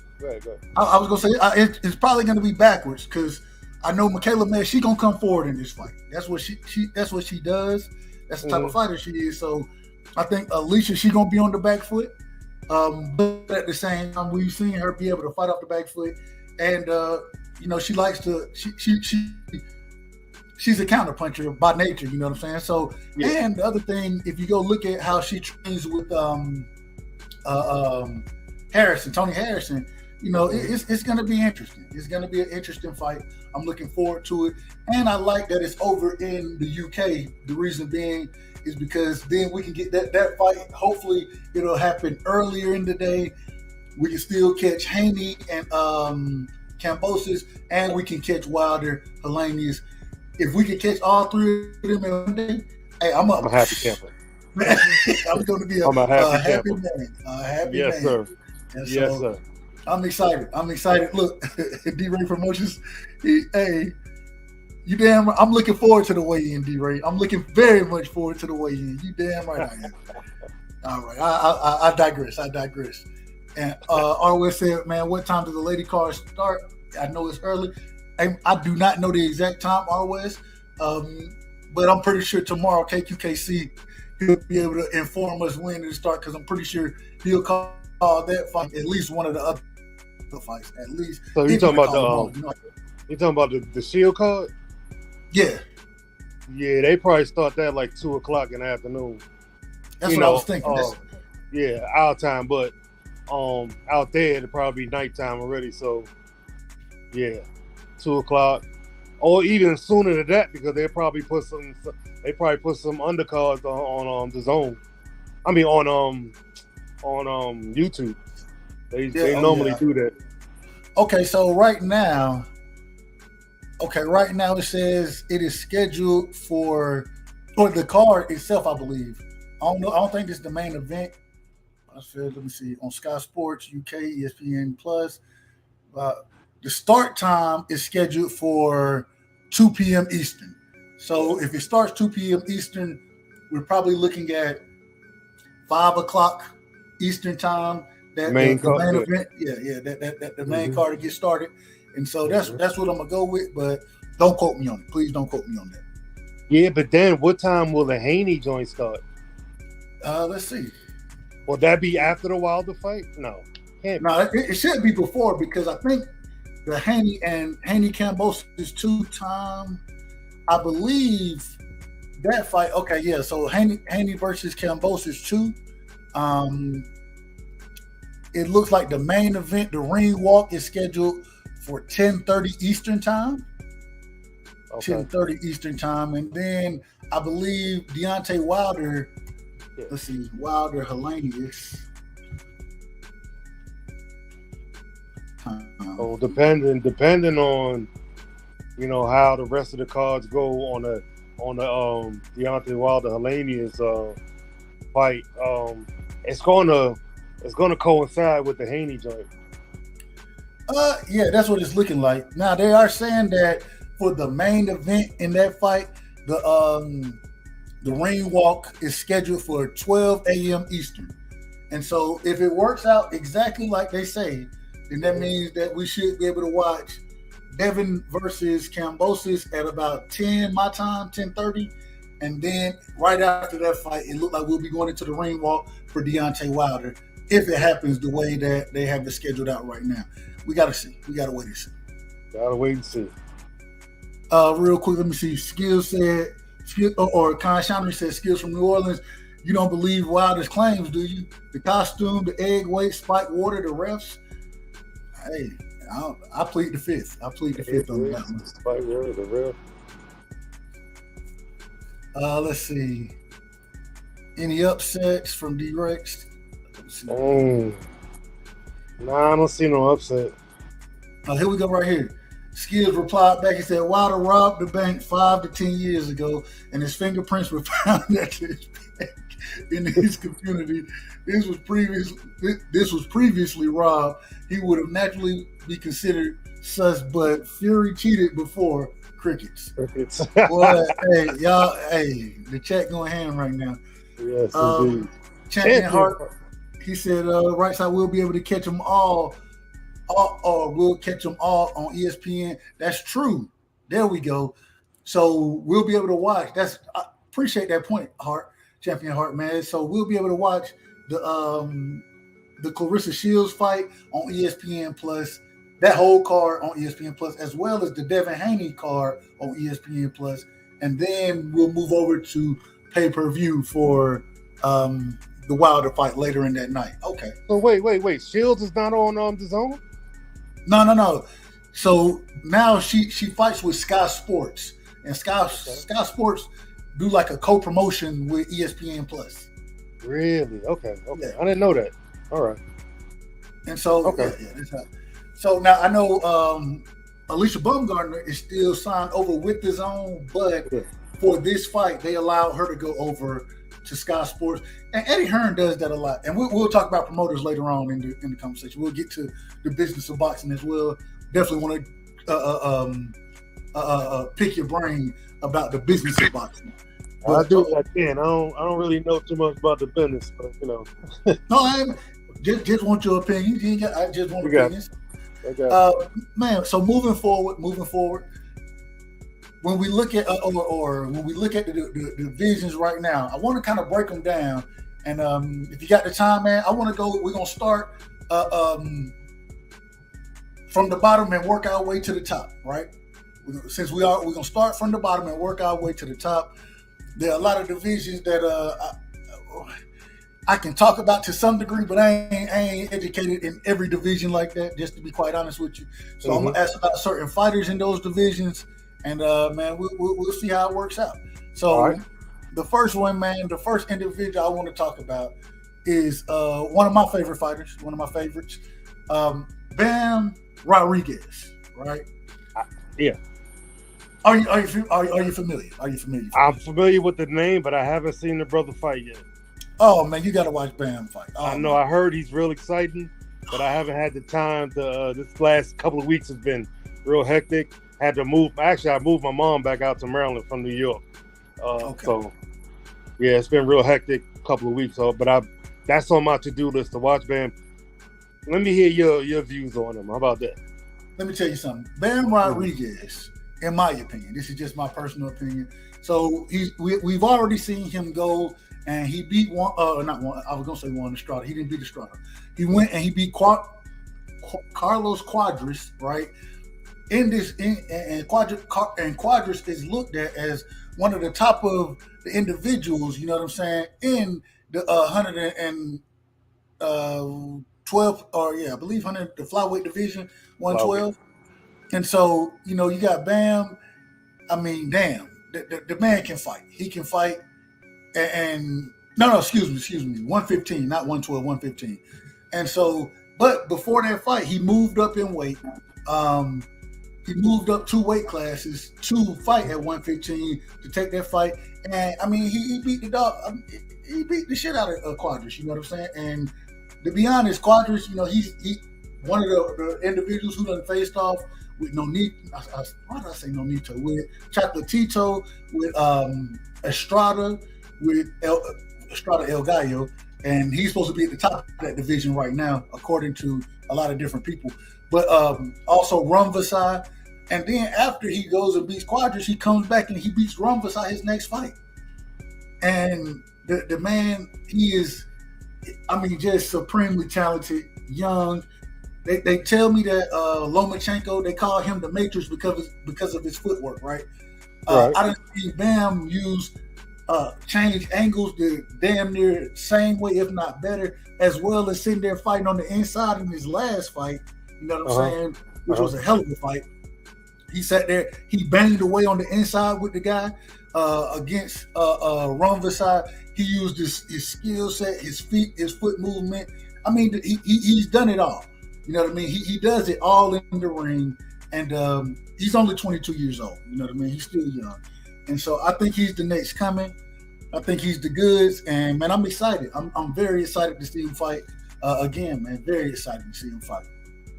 Okay. He kind of looks like JoJo Diaz. Yeah, a little bit. Yeah. I'm looking at him now. He kind of looks like JoJo Diaz. If you want, look, go watch. If you get a chance, go back and check out the Quadras fight. One of the knockdowns in the Quadras fight, the way he changes angles and throws the hook. I mean, throws the uppercut. It was a thing of beauty to watch. I mean, if you love the sport of boxing, you will love to see that man, that young man fight. And I believe he the goods. And man, I'm rooting for the brother. So, moving forward though, real quick, man. My brother always said, "Right side, get excited." Talking about Bam and Damn. I like good boxing, and I get it. I always side. I'm one of the people who I side on the side of boxers, right? Yeah. If you're a good boxer, I love to. People will tell me it's boring. Man, it's one of the most exciting things for me to watch. To watch the skill set, the timing, all of it. All of it combined, man. So, anybody who boxes really well, I'm a fan of Lomachenko. So, I love Lomachenko because he can box. He can box. Usyk, a very good boxer. Very good boxer, yeah. Knockouts are great. Mike Tyson, knockout artist. Mike Tyson also could box. Yeah. He could box, you know what I'm saying? So very good footwork, and I don't know, man. I'm a big fan of boxers. So when it comes down to what they call the sweet science, that's what I'm a true fan of. Yes, that's why Floyd and Roy was the best in my opinion. Look, Floyd. Now, Roy, I will tell you one thing with Roy. Man, Roy, because of his athleticism, he was able to get away with certain things that you probably shouldn't do, but he can do it. You know what I'm saying? Right. You can do it because you that good, bro. Like, you got that skill set, and man, I love both of them. I love Roy. I love Floyd as well. Not a big fan of Floyd, the promoter, but I am a big fan of Floyd, the boxer. In the ring, man, you watch, and then we're gonna get back to these weight classes. But man, I remember my first time watching Floyd and Roger work together as far as training goes, right? Mm-hmm. Man, Roger Mayweather is my all-time favorite trainer. Roger is, and just the way Roger would break the game down, and he'll talk to you like you're damn near stupid, right? He'll talk to you like you're dumb as hell. But then everything he's saying, man, it was so many facts that he would be putting in there. Watching the mitt work, you know what I'm saying? Can't nobody do pad work the way they did it. It's unheard of, unseen today. But man, man, shout out. And my last thing, most people don't know shit about boxing. They don't know shit about boxing. So shout out to Roger Mayweather, man. Salute to Roger Mayweather. One of the greatest to ever do. Yes, indeed. Well, go ahead. Next up. Man, so next up, man, we got we're going to 118, man. We got Monster Inoue, who's looking to become undisputed, right? Still got Paul Butler up there as a champion. That fight looks to be happening next. Man, are you a fan? Have you seen much of Monster Inoue? Are you a fan of him? And he gonna beat the dog shit out of Paul Butler, bro. He gonna beat the dog shit out of him. But yeah, I hear that too. My another brother haven't seen fight yet, but I hear that he needs to move up to fight, tougher competition. That's what I'm hearing. Well, shit, hell, he done moved up. I think this is third weight division right now. You know what I'm saying? Okay. So, hey, I think this is his third weight division, and but I will say I am looking forward to him moving to 22 because I want to see him fight Stephen Fulton. Right. Stephen That's Fulton, what I'm saying. Yeah. That's gonna be the real test for him. And man, that's a hell of a fight right there. That's a hell of a fight. You know what I'm like saying? Stephen Fulton. Especially with all of the skills that both of them bring to the ring. Man, it's interesting. That's gonna be a good one. Hey, real quick, man. Shout out to my brother, the Boxing Scully said, I used to think I was a huge Haney supporter until I was on the panel with Rightside and someone said something bad about Haney. Oh shit. That's. Oh, hey, I embrace my bias, and I always tell you, when it comes to Devin, I got Devin over everybody right now. I got Devin over everybody. We'll get to that. We on the way. We on the way up there. So, but yeah, I think that undisputed fight happens.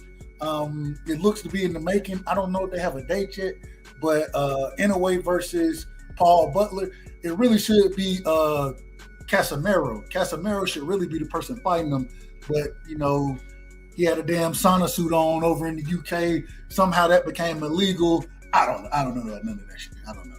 But so he got stripped, and Paul Butler won. And so yeah, that's gonna be a good fight. That's gonna be a good. Well, I don't think it's gonna be a good fight. I think Paul Butler gonna get his ass knocked down. But I'm looking forward to seeing it. So moving up to 22, man. Up there at 22, you got really it's a division of two fighters right now. You got really good fighters. Somebody like Rais Salim up there, a hell of a fighter. But really it comes down to Stephen Fulton versus MJ Akhmadaliev, right? Okay. Akhmadaliev, he's out of Kazakhstan, I believe. You know what I'm saying? Hell, he a fighter. He a hell of a fighter. I want to see him and MJ mix it up. That'll be for Undisputed as well. And Mike, let me ask you real quick. When we talk about Undisputed, what's more important than going undisputed in the sport of boxing, in a division? What's more important, in your opinion? Nothing really. I mean, is it your fault that when you become undisputed, you are more talented than the person that you are taking the belt from? No, it's not his fault. But, I think undisputed is the most important thing in boxing. Other than fighting the best. Once you become undisputed, you need to challenge other people in that division, give other people a chance, at becoming undisputed just like you. You know what I'm saying? And not just become undisputed and drop the belts. I don't like that. I don't like to become undisputed and drop the belts and go to another way. Nah, man. Defend your titles. You need to defend them. I'm a big fan of the people defending their titles at all times, man, and don't take no light, easy work, man. No, damn that. Fight yourself a killer.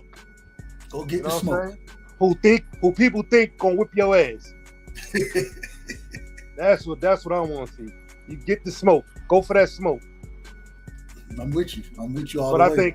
I think it's more important. I think that's undisputed is very important, man, and it's something that all boxers strive to get to. I mean, that's the top tier right there. You there? You definitely, when you get the undisputed, you definitely go into the Hall of Fame. Definitely. There it is. There it is. So, man, let me. Are you familiar with MJ Ahmadaliev down there? I heard the name, but them low weight classes, man. It's just a million of them little dudes and throwing a million punches, a million miles an hour. I will tell you that's some of the funnest fights that I've watched. Though is watching those smaller guys fight. Like you say, it's a lot of action. You may not always get the knockouts, but you definitely it's going to be a fast-paced fight. Definitely a fast-paced fight. Did you have any thoughts on Stephen Fulton? Cool boy. Yeah, he's a cool boy. Yeah, man, I like him. Man. I like him a lot, man. I like the way he fights, man. And he how can I say it? He has who does this, man? I be watching a lot of karate flicks, and I compare karate to the karate flicks to what I watch on TV. Like I watched this one karate flick. I can't remember the name of it, but it was like a samurai dude against Japanese against I guess Chinese fighting, right? And samurai was mimicking the moves of the Chinese fighter and beat the Chinese fighter at his own game. You know what I'm saying? I like people that could do that, and that's what Stephen Fulton does. You know what I'm saying? Get the hell away from me. You don't never want to come mess with me, and you want to come jump on me now. Get out of here. The cat said, wait a minute, you got too much going on. You got too much going on. I tell you, I need man. to be involved in this right here. God damn, cat. Yeah, but that's what Stephen Fulton, he can mimic your style, man, and beat you at your own game. I mean, that's my opinion. That's what I see. You know what I'm saying? That's what I see him doing his last couple of fights. And he's been successful doing it. So, I mean, he wants the smoke. He's calling for the smoke. So, let him have it. Give it to him. Absolutely. Cool boy Steph is cool, man. He's nice. He's a nice dude, man. I like Cool Boy a lot. I'm definitely a fan of him. So, ain't Ford in that division too? Who was that? Raymond Ford. Yeah, Raymond Ford is, and he does fight at 122. Yeah. Raymond. Oh, go ahead. He got a fight coming up November 12th. Yeah. And I'm glad we're gonna get to that too. I'm gonna get through the rankings, and then because I definitely want to hear your top up and coming prospects. Definitely want to hear about them as well. Well, we can talk about it now.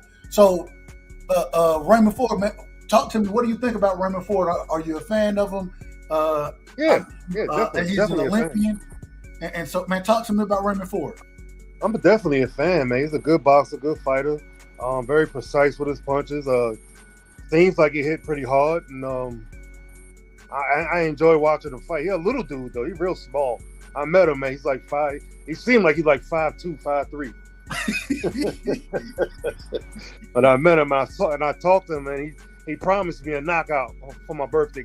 My birthday on the 10th, and he fight on the 12th of November. So he said, "Man, I promise you, I got a knockout for you on your birthday." So well, happy early birthday! Happy early birthday, my brother. I appreciate it. I hope it meets you well, and you're taken care of.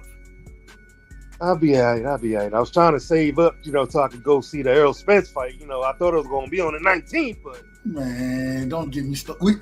I'm sorry I brought that up. I'm sorry. I'm gonna go F everybody, and then you know how I go sometimes. So, but we're gonna get to EJ and Bud in a minute, man. Moving forward though, so we're moving up to the 26th division, right? 126. Now, mind you, at the current moment in time. You had, right now you got Navarrete in there as a champion. You got Leo Santa Cruz as a champion, Ray Vargas, Josh Warrington. I think Lee Wood holds like a secondary title or something like that. Man, what do you think about that division? Leo Santa Cruz and Ray Vargas, I believe they're going to be fighting each other pretty soon. Josh Warrington and Lee Wood, that fight was supposed to be happening. I'm not sure if it's still on. Man, what do you think about that division? That's a lot of smoke right there, bro. And don't forget, real quick, you got Mr. Garrett. You got Mr. Garrett there as well. Mr. Garrett Russell, excuse me. You got Robeisy Ramirez there. Who else is there? Joette Gonzalez is there. Isaac Dagbay He just had a fight with who did he fight?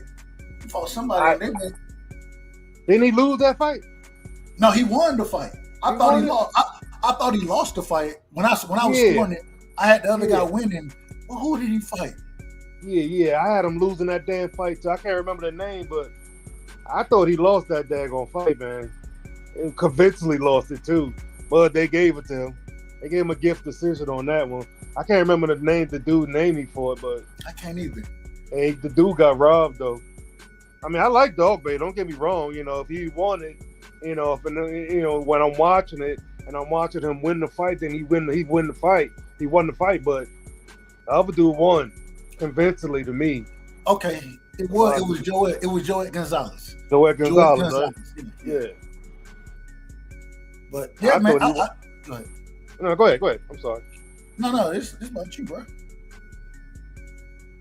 I just thought Joette won that fight. Period. Yeah, I thought so too. I thought he won that fight.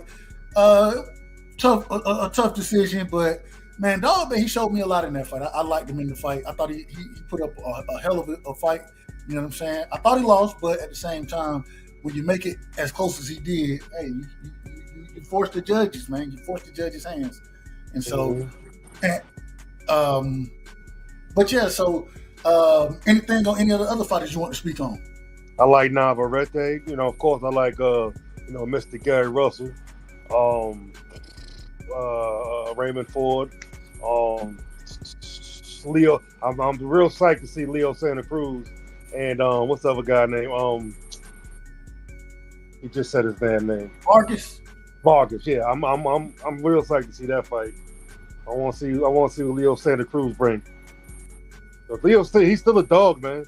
He just gotta get it. He gotta get rid of that tick. You know what I'm saying? That fucking tick he does. With the damn wrist, when he twist that wrist.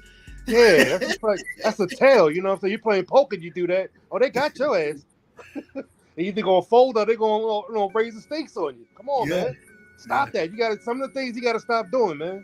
But he's a great fighter, and he was winning against Tank. Just to let everybody know, he was winning. He was winning. Did y'all hear that? He was beating Tank. He was winning. A lot of people that Tank fight, you know, in his last couple of fights, man, they were beating Tank, in my opinion. They win rounds. Tank give rounds away. Winning. Tank giving rounds away. But I guess, in a sense, that's Tank's strategy. Because, you know, he weighed him down. He's still hitting them. He's still hitting the guys, but in a way, you know, he just set up that knockout punch, man. Jesus Christ, that boy got power. Yes, sir. Oof. Man, so now moving to the next division, man.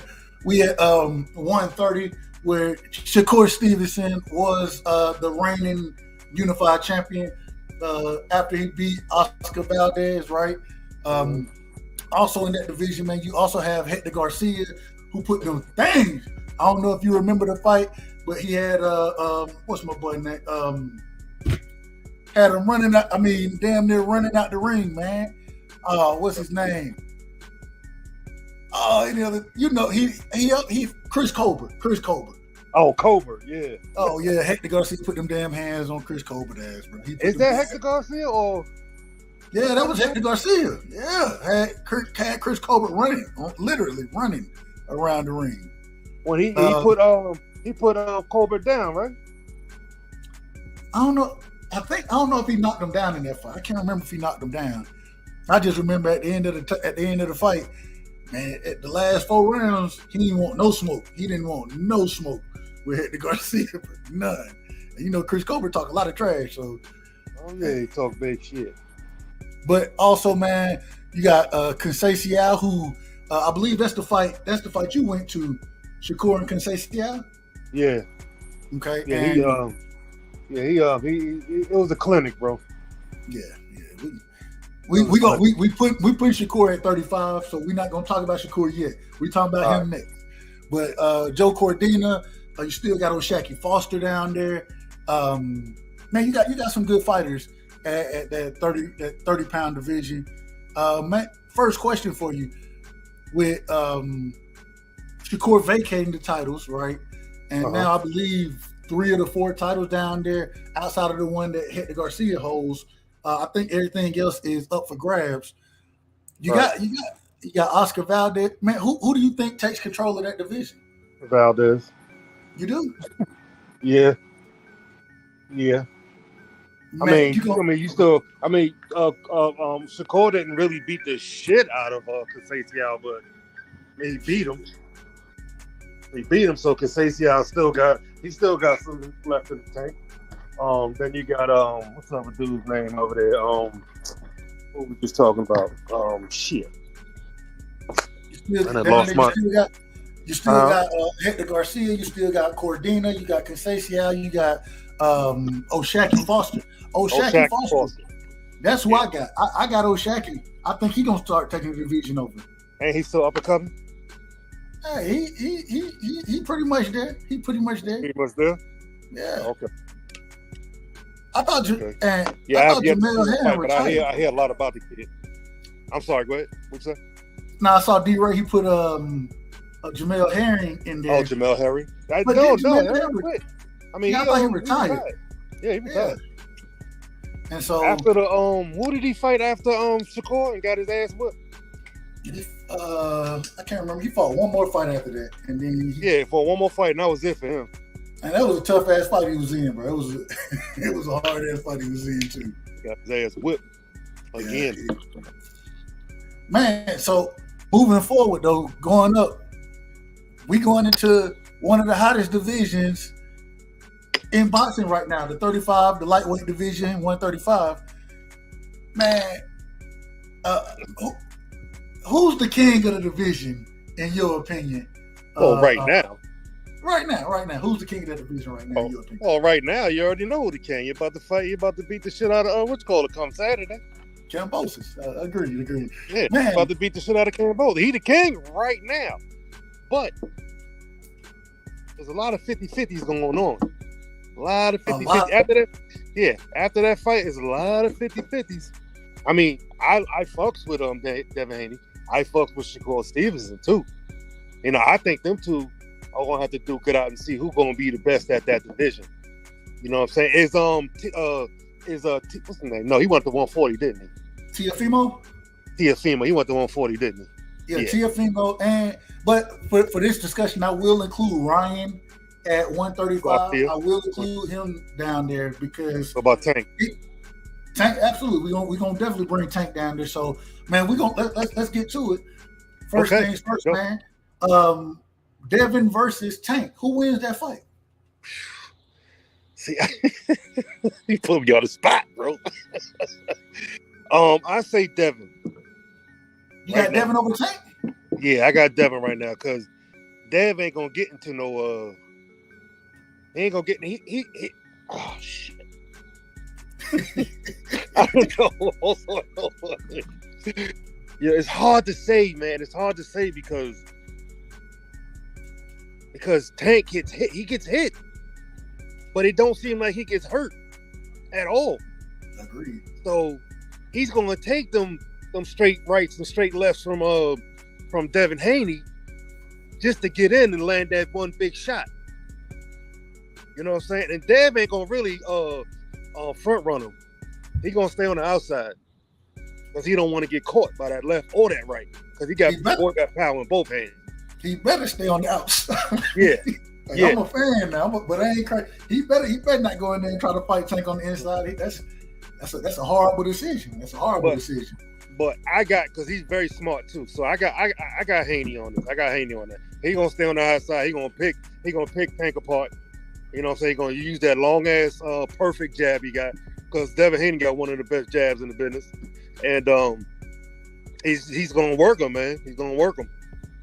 Okay. I mean, he got, but Tank got to punch his chance, of course. He out. If anybody got to punch his chance, and Tank got. In your opinion, who's a bigger puncher, Tank Davis or Deontay Wilder? I know the sizes are different, but pound for pound, who do you think the biggest puncher is? Well, you gotta say Tank now because Deontay Wilder ain't knocked nobody out for a while. I mean, he didn't knock Tyson out. You know, he had 3 fights with him and they didn't knock him out. knocked him down, but ain't knock him out. So Shit. I The man outweighed him by damn 40 pounds. Yeah. Hey man, that's true. That's true too. That's true. But still, man, and I think just looking from the outside in and not all the other bullshit that went on. We never know what the hell Tyson had in the system, and now all this other shit coming up, and he's with the doctor and I can't think of the doctor. But anyway, I don't want to fuck with that. And I say Tank, man. I say Tank because you only got one fight, 2 fights that went to the distance. Two fights that went the distance, and one of the fights he hurt his hand. So, and look, the other fight we don't even know who that dude is. So right, that was like first 10 fights he had. I did look the guy up one time, and the guy he's like he's a very savage. He done lost damn near 35, maybe more than that, maybe more than 35 fights now, and he only been knocked out. He only been knocked out like 3 times, bro. I'm like, if you done lost, and he done won. Now he won like 35 fights too. He like 50-50 as far as his record goes, but he done been knocked out like 3 or 4 times, bro. So it ain't like this man getting knocked out on a regular basis. So you can't be mad at that. And I think it was only like 6 rounds at the time when they fought. So all in all, I give it a 10. The percentages, knockout percentages, better than Wilder's right now. Agreed. Right now. So let me. Okay, so now, after the Kambosos fight, right? We're hearing that Bob is trying to make Devin versus Lomachenko. Who wins that fight? Haney. Okay, Devin. Haney. I don't think them angles is gonna fuck Haney up. Because that's what I think Lomachenko banks on the angles. I mean, he's savvy with it though. He's savvy. I mean, if you ain't on point, you will get caught. Haney got to be on point for that shit. And I think Haney's grown since, I mean, he don't have to knock everybody out. I don't think he need to knock everybody out. You know what I'm saying? So I just think Haney's going to stick to that long jab, work the body, and slow the angles down, and just beat him. And just beat Lomachenko. Lomachenko got a chance, though. Don't get it twisted. He's Absolutely. A great fighter, great boxer. They don't call him the Matrix for nothing. But I just think Devin Haney's just too damn smart. I agree. I think the ring IQ will be the difference. I think it's 2 things actually. I think that their ring IQ is very similar. I actually think that Devin's size is going to be the biggest problem for Lomachenko. And if you go back and watch that Teofimo fight, when Loma tried to take those different angles, Teo either took a half step back or turned with him, and those angles were damn near eliminated.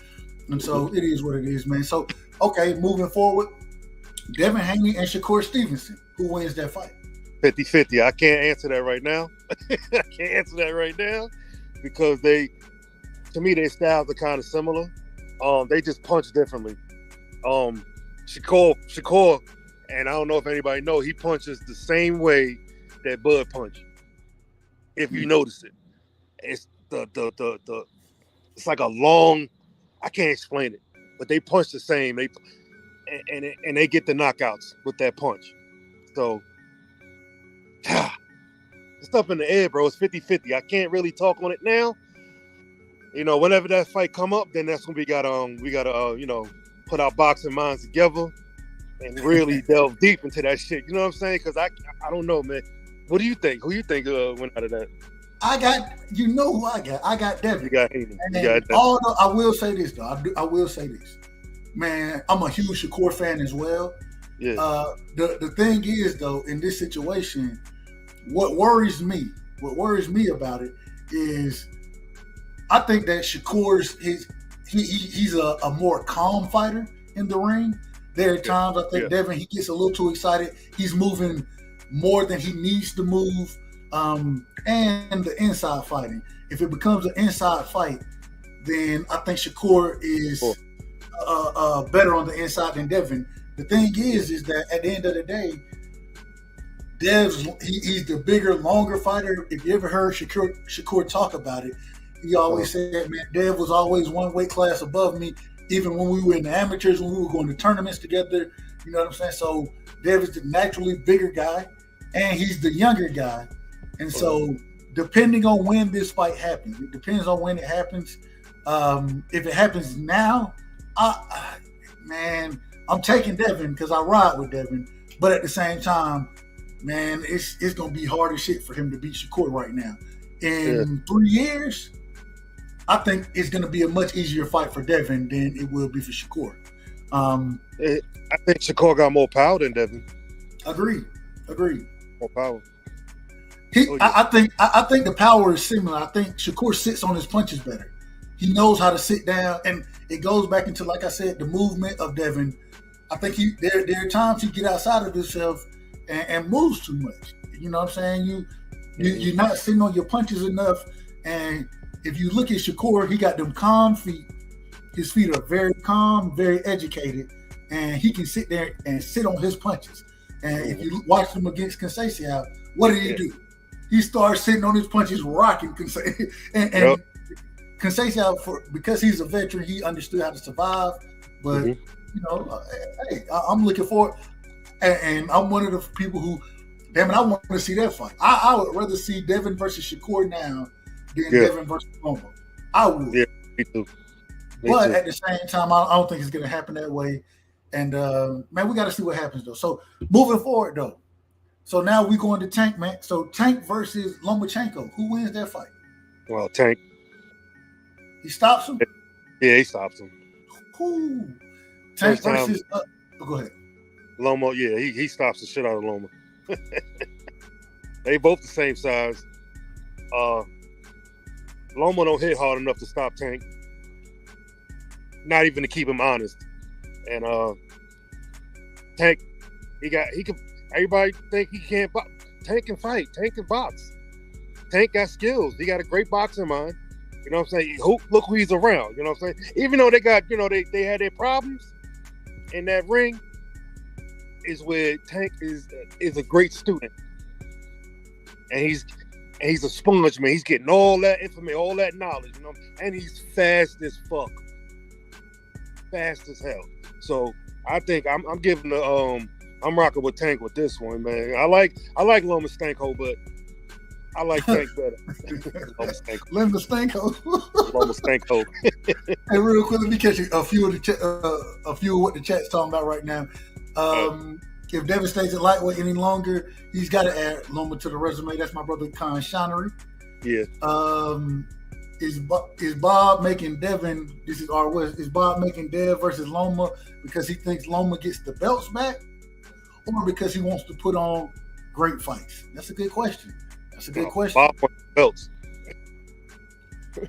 Con Shonery said, "I edged it to Haney because Shakur gets lazy." Okay. Shakur gets lazy? Hey, I'm just reading the comments. Hey. I know. Thinking about that. R West said that's the toughest fight to call, Dev versus Shakur. Agreed. Yeah. Shakur, because he gets hit less, hit and not get hit is perfected. Hey, that's the name of the game of boxing. I'm not mad at it. I'm not mad at Even all. Even though I was getting him. He landed some shit. He landed some shit on him now. He landed some good shit. Teach, don't worry about it, man. You ain't gonna get blocked. You're not getting blocked, Teach. But Teach says, Shakur, of course, Doug. What kind of question is that? Don't block me. Really, bro? Okay, Teach. Con Shonery said Shakur is supremely talented, but he was looking up at the clock in the Valdez fight and missed weight for the Conceição fight. Let me ask you, and we're gonna get to when we get to Shakur, I want to ask you about that as well. We're gonna get there. Yeah. Let's see.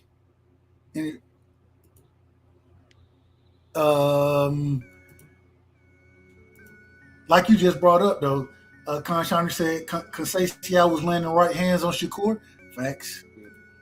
R West said, man, has Shakur ever been rocked? Nakatilia, I hope I say the brother name right. Shakur said he didn't like that power. I ain't gonna say he was rocked in it, but he made sure he stayed away from that shit. So yeah, he said that too. Yeah, that was a very smart thing to do. Very smart thing to do. Yep. Don't recall the time. Shakur arguably the very best defense in boxing today. Agreed. Tank, devastating stoppage against Devin. Wow. Ooh. I disagree with that all the way. But it is what it is. I don't have to agree. Tank has 300 amateur fights. He knows what he's doing. I don't disagree with that either. We just want to see the essential matchup. We just want to see the best fight the best. That's right. That's it. Real quick, Pitbull. D-Ray said Pitbull dog food. Oh man. Tank like Bruce Lee, the ability to load up maximum PSI in short distance, unload devastating power. Shout out to my brother, All Positive Network. Salute to my brother, man. Hey, All Positive, a hell of a brother, man. Salute to you, bro. Much love. Appreciate you coming through tonight. Appreciate you. Against Loma, not Devin. Oh, okay, my bad. Tank. He go a devastating knockout against Loma, not Devin. Agree with that as well. Skills. Yeah. I got you, T. All right, man. So now, like I said, we're moving to Tank. We talked about Tank versus Lomachenko, man. So Tank versus Shakur Stevenson. Who wins that fight? That's a good one too. I mean, you got Shakur with the height advantage and the reach advantage too. Like I think to a superior Tank. If Tank fights a superior boxer, he loses. You know what I'm saying? And not, like a smart boxer. Like a smart boxer like, Devin, and a smart boxer like Shakur will not get caught by one of them devastating punches by Tank. Not early. But like I said before, Tank definitely got that puncher's chance in both hands. And I'm a big fan of footwork. And all three of them guys got great footwork. So I don't know, it's up in the air. Them three, it's up in the air, man. It's up in the air. That's a wait and see. Okay. I ain't mad at it. That's a wait and see. So real quick, we're gonna go to Shakur. Man, Shakur, we've already talked about him versus Devin, him versus Tank. So Shakur and Lomachenko, who wins that fight? Shakur. Agreed. Too smart. Now, the ring IQ was too much for Lomachenko. Plus, Lomachenko been out the ring for too long.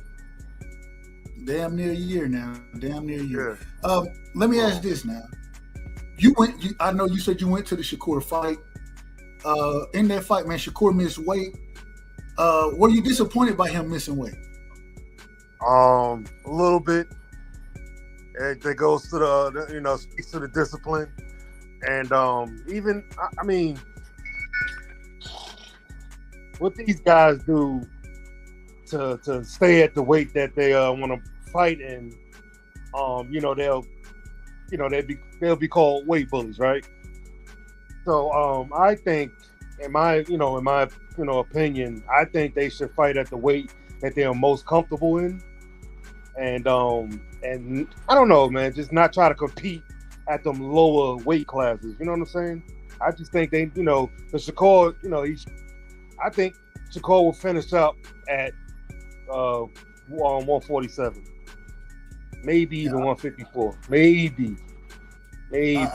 I was just gonna say I think he can go to 54 and still be effective because of the brilliance that he comes with. If you look at his size, his length, he's almost the same size as Danny Garcia. Right. Under the same reach as Danny Garcia, and Danny Garcia is fighting at 54, and I think he's smarter than Danny Garcia in the ring. Yeah, I think he's just an overall better boxer than Danny Garcia. So I think he can end up at 54 as well. I agree with that. Yeah. Let me ask. Yeah, I was a little like to your question, I was a little disappointed. You know what I'm saying? But at the same time, you got to listen to what your body is telling you. You know what I'm saying? Your body's saying no way, dude. You can't do this 130 no more, man. Just come on, Go to 140 at least, 135, 140. I mean, it's 5-10 pounds difference, but still, man. If your body's telling you no, then don't do it because you can really hurt yourself, man. Now, real quick, I gotta tell you one thing. Go ahead. When you're rocking with right side over here, the term weight bully, we don't use that term. There's no such thing as a weight bully. Okay. If you make the weight, you make the weight. And so all the people who give me the whole weight bully nonsense, I don't want to hear any of it. I have no respect for anybody. There ain't no such thing as a bully in boxing. You can't be bullying nobody in boxing. Wait. Let me explain. Talk to me. I get you. I get you. And I feel the same way too, man. If you can make the weight, you can make the weight. But clearly he couldn't make the weight. Clearly. I mean, yeah, it was only a pound. What, 1.6 was it? Yeah, 1.6. So, I mean, that's nothing really, but still. No, that's a lot. I mean, a pound? Man, listen, when you've been cutting weight, you know if your body can make the weight. I'm pretty sure they knew that they weren't gonna make that weight way before the date of the fight, right? Right. And so, in the sport of boxing, in my opinion, that pound, and the telling thing was he didn't even try. He was like, nope, I'm good. He didn't try to go and, you get an hour, 2 hours, however long to drop the extra pound before the fight, or before or after the weigh-in to come back and weigh in to show you made weight, like Kambosos did. Right. And he didn't even attempt to do it. So I do think that the weight for his body structure, that weight is too low for him. But at the same time, if you make the weight, you make the weight. And that's how I look at it. That's how I look at it. So I got you. My bad. My bad, Dub. Man, let me ask a few other questions about 35. Then we're gonna move on into the 40-pound division. Man, some of the other guys right now fighting in the division. You got Keyshawn Davis. You got Frank Martin. You got Michelle Rivera down there. Zapata is down there as well. Pitbull Cruz. He made a name for himself in fighting Tank Davis. And you got Ryan Garcia. Do you think Ryan Garcia, we're going to start with him first, then we'll talk about the other guys. Do you think Ryan Garcia gives any of the top the fighters that we've talked about, including Lomachenko so far, do you think he beats any of those guys, Ryan? He gives them a run for their money, but eventually he'll get stopped or punished. I just don't think he has it up there mentally. I mean, I think he's a good fighter. His last fight, I just think Whichcaller was on his last leg, on his way out the door. What the hell is his name? Fortuna. Fortuna, and I never really thought Fortuna was that great of a fighter.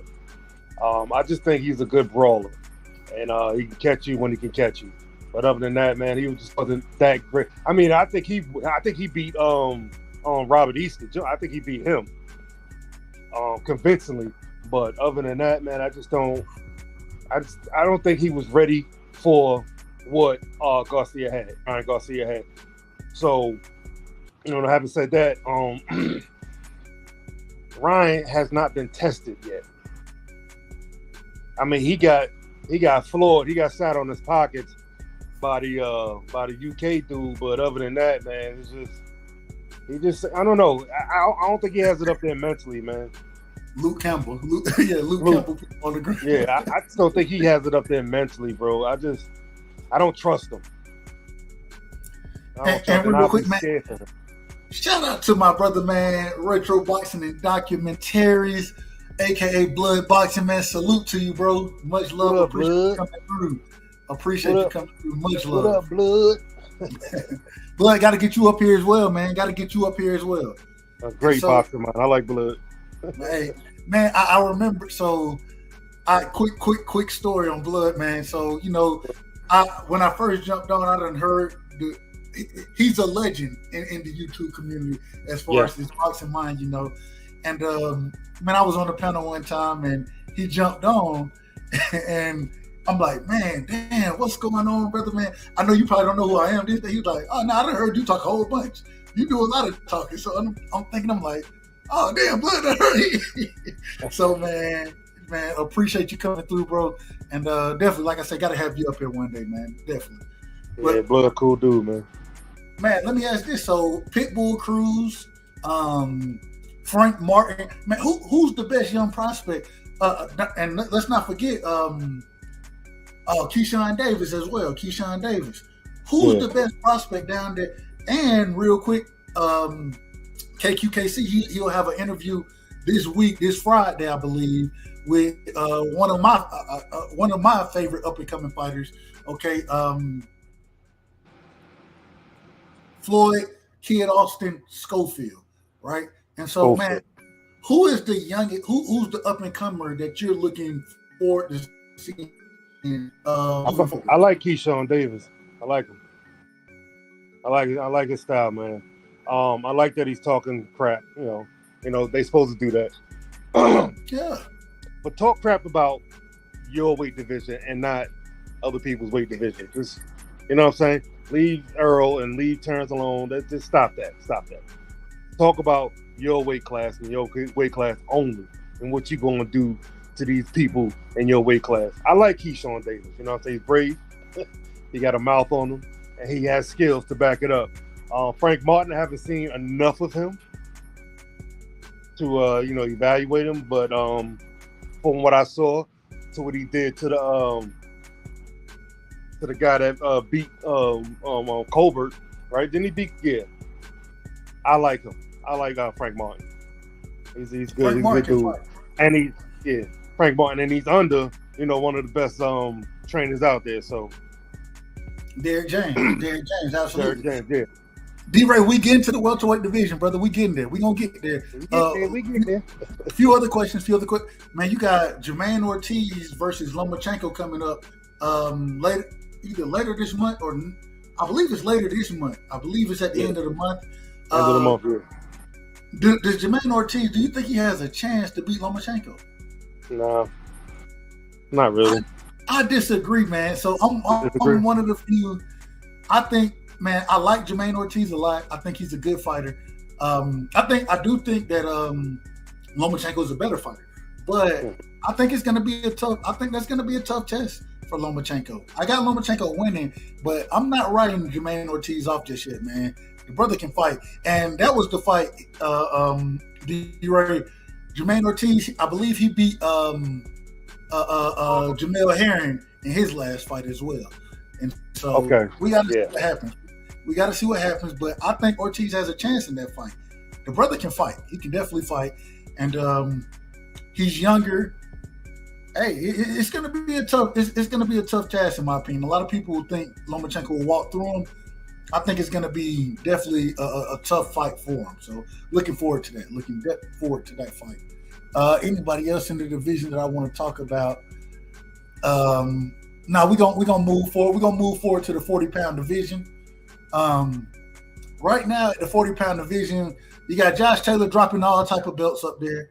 Right? I believe he's still holding one belt. I don't know exactly which belt that is. But you had Alberto Puello. He just went and became the WBA champion in a hell of a fight against Akhmadov, right? Mm-hmm. That was a good-ass fight, a hell of a fight. I thought it was closer than what the judges scored it, but in the division right now at 40, you still got Josh Taylor there. You got Regis there. You got Antoine Russell, Batiste, Jack Catterall, Zepeda. Man, you got a lot of fighters. Barbosa, Teofimo Lopez. It's a lot of fighters. I like a lot? The dude that looked like Muhammad Ali. What's his name? No, he fought at that's 140, don't he? No, he fought at 35. I believe you're talking about Michelle Rivera. Rivera, yeah. He don't fight at 40? No, he's still at 35. That boy, that's a big boy. He can fight too. He can fight. Yeah, he can fight. Hell yeah. Okay. What about I was just thinking of the dude. Okay, keep sounding off names. All right, so I'm gonna start up. So you got, like I said, Josh Taylor just used to be undisputed in the division, but started dropping belts. Also, I think he lost his fight to Jack Catterall, in my opinion. Me too. I thought so too. But you still got Regis up there. You got Matisse, or it's not Matisse, it's Matias. You got Barbosa Jr., you got Antoine Russell, you got Jose Ramirez, you got Jose Zepeda. Man, you got a lot of fighters up there. Teofimo Lopez. Who else? Coleman. Oh yeah, Coleman has moved up. You still got Brandon Lee there as well. You got Montana. That's what I Love. want to say. Yeah, Brandon Lee. I like Brandon Lee. You got Montana Love, and you got Richard Hitchison. You know what I'm saying? Who just made the move from Floyd to over into the zone, man. Who's the goods up there at the division, man? Who do you think is the best at 40? It's hard to say because they're not fighting each other. You know what I'm saying? None of them fighting each other, so it's kind of hard to say. Every name that you named was pretty good. You know what I'm saying? Josh Taylor fought Regis and beat Regis. You know, in a slugfest. That was a good fight. And he beat Regis convincingly. I don't know if that was convincingly. Nah, it was, bro. So I will tell you, the first time I watched the fight, I thought Regis won. And then I went back and watched it objectively. Yeah. You know what I'm saying? And I was like, no, I think Josh Taylor did win that fight. Mm-hmm. But I did think it, man, it was a tough ass fight. I thought it was a tough ass fight. You know what I'm saying? But I enjoyed it. But no, go ahead, break the 40-pound division up. And real quick, D-Ray said who got married. Ramirez got married. Ramirez is the one to get married. Mm-hmm. But yeah, all the names you said, man. Yeah, like I said, they got to fight each other. So, but it's kind of hard to tell who's gonna come out on top. You know, right now you still got Josh Taylor still up there. You know what I'm saying? Didn't he fight Catterall again? Yeah, I believe they have a rematch coming up. They have a rematch, right? So, you know, after that rematch, and because Catterall's a contender, you know what I'm saying? So after that rematch, he should have been undisputed. He should have been. You know, and I watched that fight a couple of times. The first time I was like, oh, wait a minute, he put Josh on his ass, but he let his foot off the gas at the end of the fight. So yeah, later in the fight, agreed. In the fight, so that could have been his downfall too. But yeah, man, he's I mean, Josh Taylor's on top, of course, but now you have to test everybody else now. Let's get everybody together. Let's put them in a pot and let's put them against each other. Let's see what happens. You know what I'm saying? I want to see them guys fight, man. I want to see all of them fight, man. Montana Love. Yeah, I like Montana Love, but I like the little Asian dude a lot. Brandon Lee. I like him. I like Brandon Lee. He got dropped. He got sat on his pockets his last fight, got up and won that fight. That was impressive. That was, and won it convincingly. That was impressive. Didn't show no worry on his face or nothing. I was like, God damn, he took that shit, he got up, and he was rocked.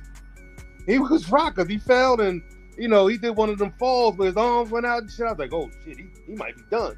And he got up, shook it off. It's the conditioning, bro. His conditioning had to have been like top tier because I don't know how he got out of that shit. I don't know how he got out of that, man. He got mollywopped. But, you know what? He showed true grit. Yeah, he can fight, man. He got skills. He's fast. And I like to see him step up and fight like, let's see, Montana Love maybe, or Richardson Hitchens. It's interesting you say it because one thing, and I don't know this for a fact, I'm just telling you what I've heard from different people. It sounds like, with Richard Hitchison moving over to the Zone platform, leaving Mayweather, it seems like, he has a fight coming up and he'll be on the undercard of Montana Love. And if he wins and Montana Love wins, it seems like they're pushing to make Hitchison versus Love fight. What do you think about that fight? Who wins it Would you be excited for that fight? Oh yeah, I'll be real excited for that, man. 2 top-tier boxers, man. Just that's what we want to see. You know what I'm saying? Best fighting the best. The best fighting the best. You know what I'm saying? Give these guys their time to shine. You know what I'm saying? I don't give a damn who wins. Like you said earlier in the show, I have no dog in these fights. None of these guys call me up and ask me for my opinion. You know what I'm saying? I just want to see these dogs get in that ring and fight. That's it, man. And then after that, we can analyze and see who else they could beat or who else we want to see them fight. But you really can't tell because their competition is so low tier that you really can't give a good analysis on it. You know what I'm saying? I mean, you can analyze this shit to death, and you can say, yeah, he does this real good and does this real good. But what if he can't do that against Brandon Lee? Or what if he can't do that against Richardson? What is he gonna do next? What else does he have in his arsenal? That's what I'm talking about. I want to see these guys put all that shit on the line and duke it out, and we'll see who comes out on top. You know what I'm saying? I mean, we can always speculate. Absolutely. And I want to ask, so I know that right now it seems like Antoine Russell, it seems like he's going to be fighting. Well, first off, before we get to Antoine Russell, it's going to be Regis versus Jose Zepeda, okay? And for, I believe, the WBC title. Man, who do you think wins that fight? I give it to Regis. Me too. I hope. I mean, it seemed like Regis hasn't changed up his style. He still like to get hit. I don't understand that about him. And he doesn't even look like he's trying to avoid the hit. I just think he likes to get hit to get more mad. I don't know why. It's weird. I think he could have beat Josh Taylor if he didn't get hit so goddamn much. But he likes to get everything. Ever since I watched Regis fight, man, all he do is get hit, but he still gets a knockout. He's a hard puncher. But I'll give it to Regis. He can fight, but I'll give it to Regis. I lean towards Regis in this one. Hopefully, he got that head. He move that head a lot more. You know what I'm saying? Get that off the line, man. Stop leaving your head right there to be hit. You don't have to get hit, bro. It's just called boxing, not hit me. Let me hit you back. No, it's boxing. So let me ask, man. It was supposed to be, and D-Ray brought it up earlier about the Jose Ramirez going and getting hitched and married, that type of thing. It was supposed to be Zepeda versus Ramirez in that fight. And because of the marriage, Regis, he got elevated into that fight. Matt, do you think Ramirez beats either one of those guys? It'll give him some problems. But I think Regis will fix both of them. I mean, Regis is on the top tier with the best of them, with the Josh Taylors and I mean, I don't know what's going on with his career now and why it's going the way it's going. I mean, he should have been back in the ring, being a contender for one of them belts or multiple belts, in my opinion. But I don't know what's going on with his promotional. I don't know what's going on. I mean, he's fighting on weird what do you call them, on platforms. I'm like, I didn't even see his last fight. What did he fight on, Triller or something like that? Thriller? What's the app called? Forgot the name of it. Thriller. Yeah, he fought on that. I'm like, what the fuck is going on? I don't know what's going on with Regis, man. I see a lot of interviews he does and his rant, and I just want to see that brother get back in the ring, man, because I like Regis, man. I like old Rougarou. Who don't like Rougarou, man? That dude a monster. He is a monster. All right. Oh, go ahead. No, go ahead. I'm done. So now let me ask, man, Antoine Russell. What do you see him? How do you see it playing out with him and the other fighters? Whether it's Regis, whether it's Ramirez, Josh Taylor, Matias, man, how do you see Antoine Russell contending in the division? Antoine Russell's on a fucking knockout streak right now. I think anybody, you put that that dude in front of any of them dudes, man, he's knocking them out. In my opinion, he's knocking them out. He needs to hone his skills a little more, tighten up, because he's so wild. He's so wild, and Matisse was hurting him. No, Rancis Bartholomew. But, I mean, yeah, Rancis was hurting him. Yeah, He hurt him a couple of times. no, I agree. So that's what I mean. He got to hone them skills. You know, he's so wild, bro. Every time I watch him fight, man, he's so wild. Like, yo, man, you got to calm down, man. You will beat this dude, man. Just focus and box him. Take your time. Take your time. He's in a rush to, get the knockout. Like, come on, man. Just relax. Because you run into something like Rancis caught you a couple of times, which was a BS stoppage. But it is what it is. I mean, the ref seen something. That's what they all say. I see something in his eyes, man. In my opinion, and I got a lot of love for Antoine Russell. One of the reasons, I don't know if you ever had interaction, but the great brother Batman, you know what I'm saying? Yes. I fought with Batman the long way. We didn't agree on everything, but right. Man, I got a lot of love for the brother, and that's his little brother, man. And so I got a lot of love for the Russells in general. And I'm with you in this situation, man. Now I will say I did not like the last two stoppages for him. I thought that what's the Ukrainian brother, Victor Postal? Victor Postal, yeah. I thought Victor Postal, he was good enough to make it through that fight. Yeah. I didn't like the Rancis Bartholomew. It seemed like the brother stood up and the ref, I don't know. And that's one of my favorite refs. I like that ref. He take the smallest, look, he about 6'6", and he take the smallest steps around the ring when he judges. With his hands up like this. He got his hands up like this. you know him like I know him. So, I got love for the brother, but I thought it was a horrible stoppage. Yeah, I mean, I could see what he saw in Rancis because he wasn't responsive with his hands, with his arms.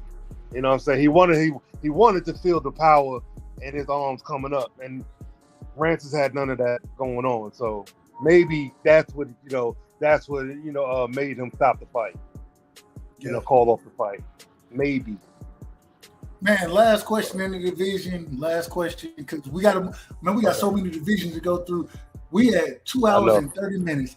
Hey, I appreciate you rocking with me, Biggz. I appreciate you rocking with me, man. Yeah, no doubt. Man, does Teofimo Lopez have a place in this division, man? Do you see him beating any of the top guys up there? Yeah. If he can stay focused, man. Yo, before the Kambosos fight, man, I was rocking with Teofimo. Yeah, he got it funny. His mouth is jacked up. His dad's mouth is jacked up. But yo, that's just that's part of the hype, bro. You know what I'm saying? That's part of the build-up. You're supposed to do that for to sell the fight. And I can appreciate that. But his head wasn't in it. And that's not the only time, his head wasn't in a fight. He had that fight with the Asian dude. I mean, he beat the Asian dude, but it was a hard fight for him. Nakatani, yeah, his head wasn't in it. And, he went tooth and nail with Nakatani, you know what I'm saying? But if he can stay focused, Teofimo is a threat. He's a threat, man. Like I said, I liked him before he was a fake unified, undisputed. Yeah, man, I like him before, then he got prima donna-ish, you know what I'm saying? But I still like him, I still like him. He's a great fighter, bro. Great fighter. Teo can fight. I like Teo. Yes. I agree with you. I didn't like the movement. Man, I was like, ain't no way he should fight Kambosos. I wanted to see him and Devin fight. That was the fight I wanted to see. Him and Devin. And I felt like he kind of ducked out of that fight. And then to go for Kambosos and lose, I was like, this is not everything up because now I don't get the fight. Kambosos wasn't the goods, bro. He wasn't goods. He wasn't the good, but it is what it is. It is what it is. I think Kambosos was lucked out.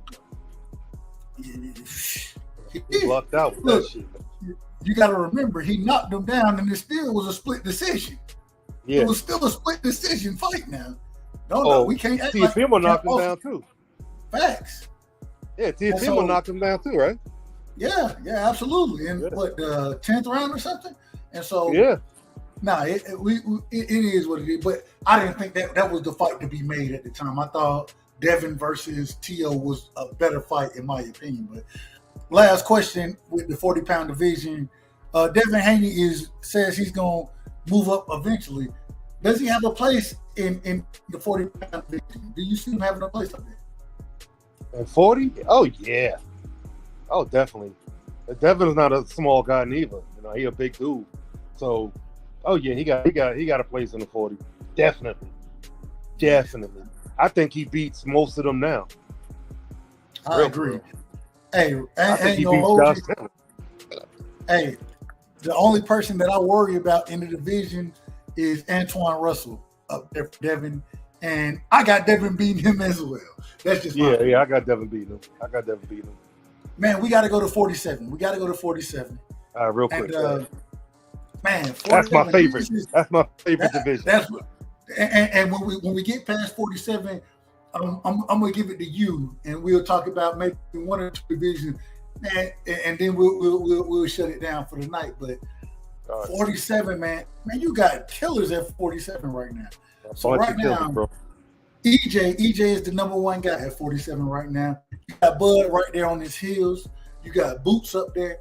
You still got Virgil Ortiz. Stan Leonis is a champion, or he's the lower champion in the WBA division. Not to mention Keith Thurman trying to come back and put himself in the mix. Aegis Kalikas, whatever his name is. Mean Machine. Yeah. Mean Machine moved back down.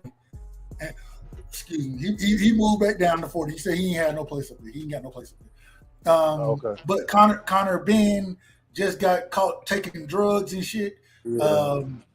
Man, break down that division for me. You still got Ugas up there. You got Blair Flair Cobb talking mad trash for I don't know what reason, but he talked. That division is deep, my brother. It is. It's deep. Alexis Rocha, who knocked out Blair Flair Cobb. Man, talk to me about the division. That was a fluke right there, but I think that was a lucky shot.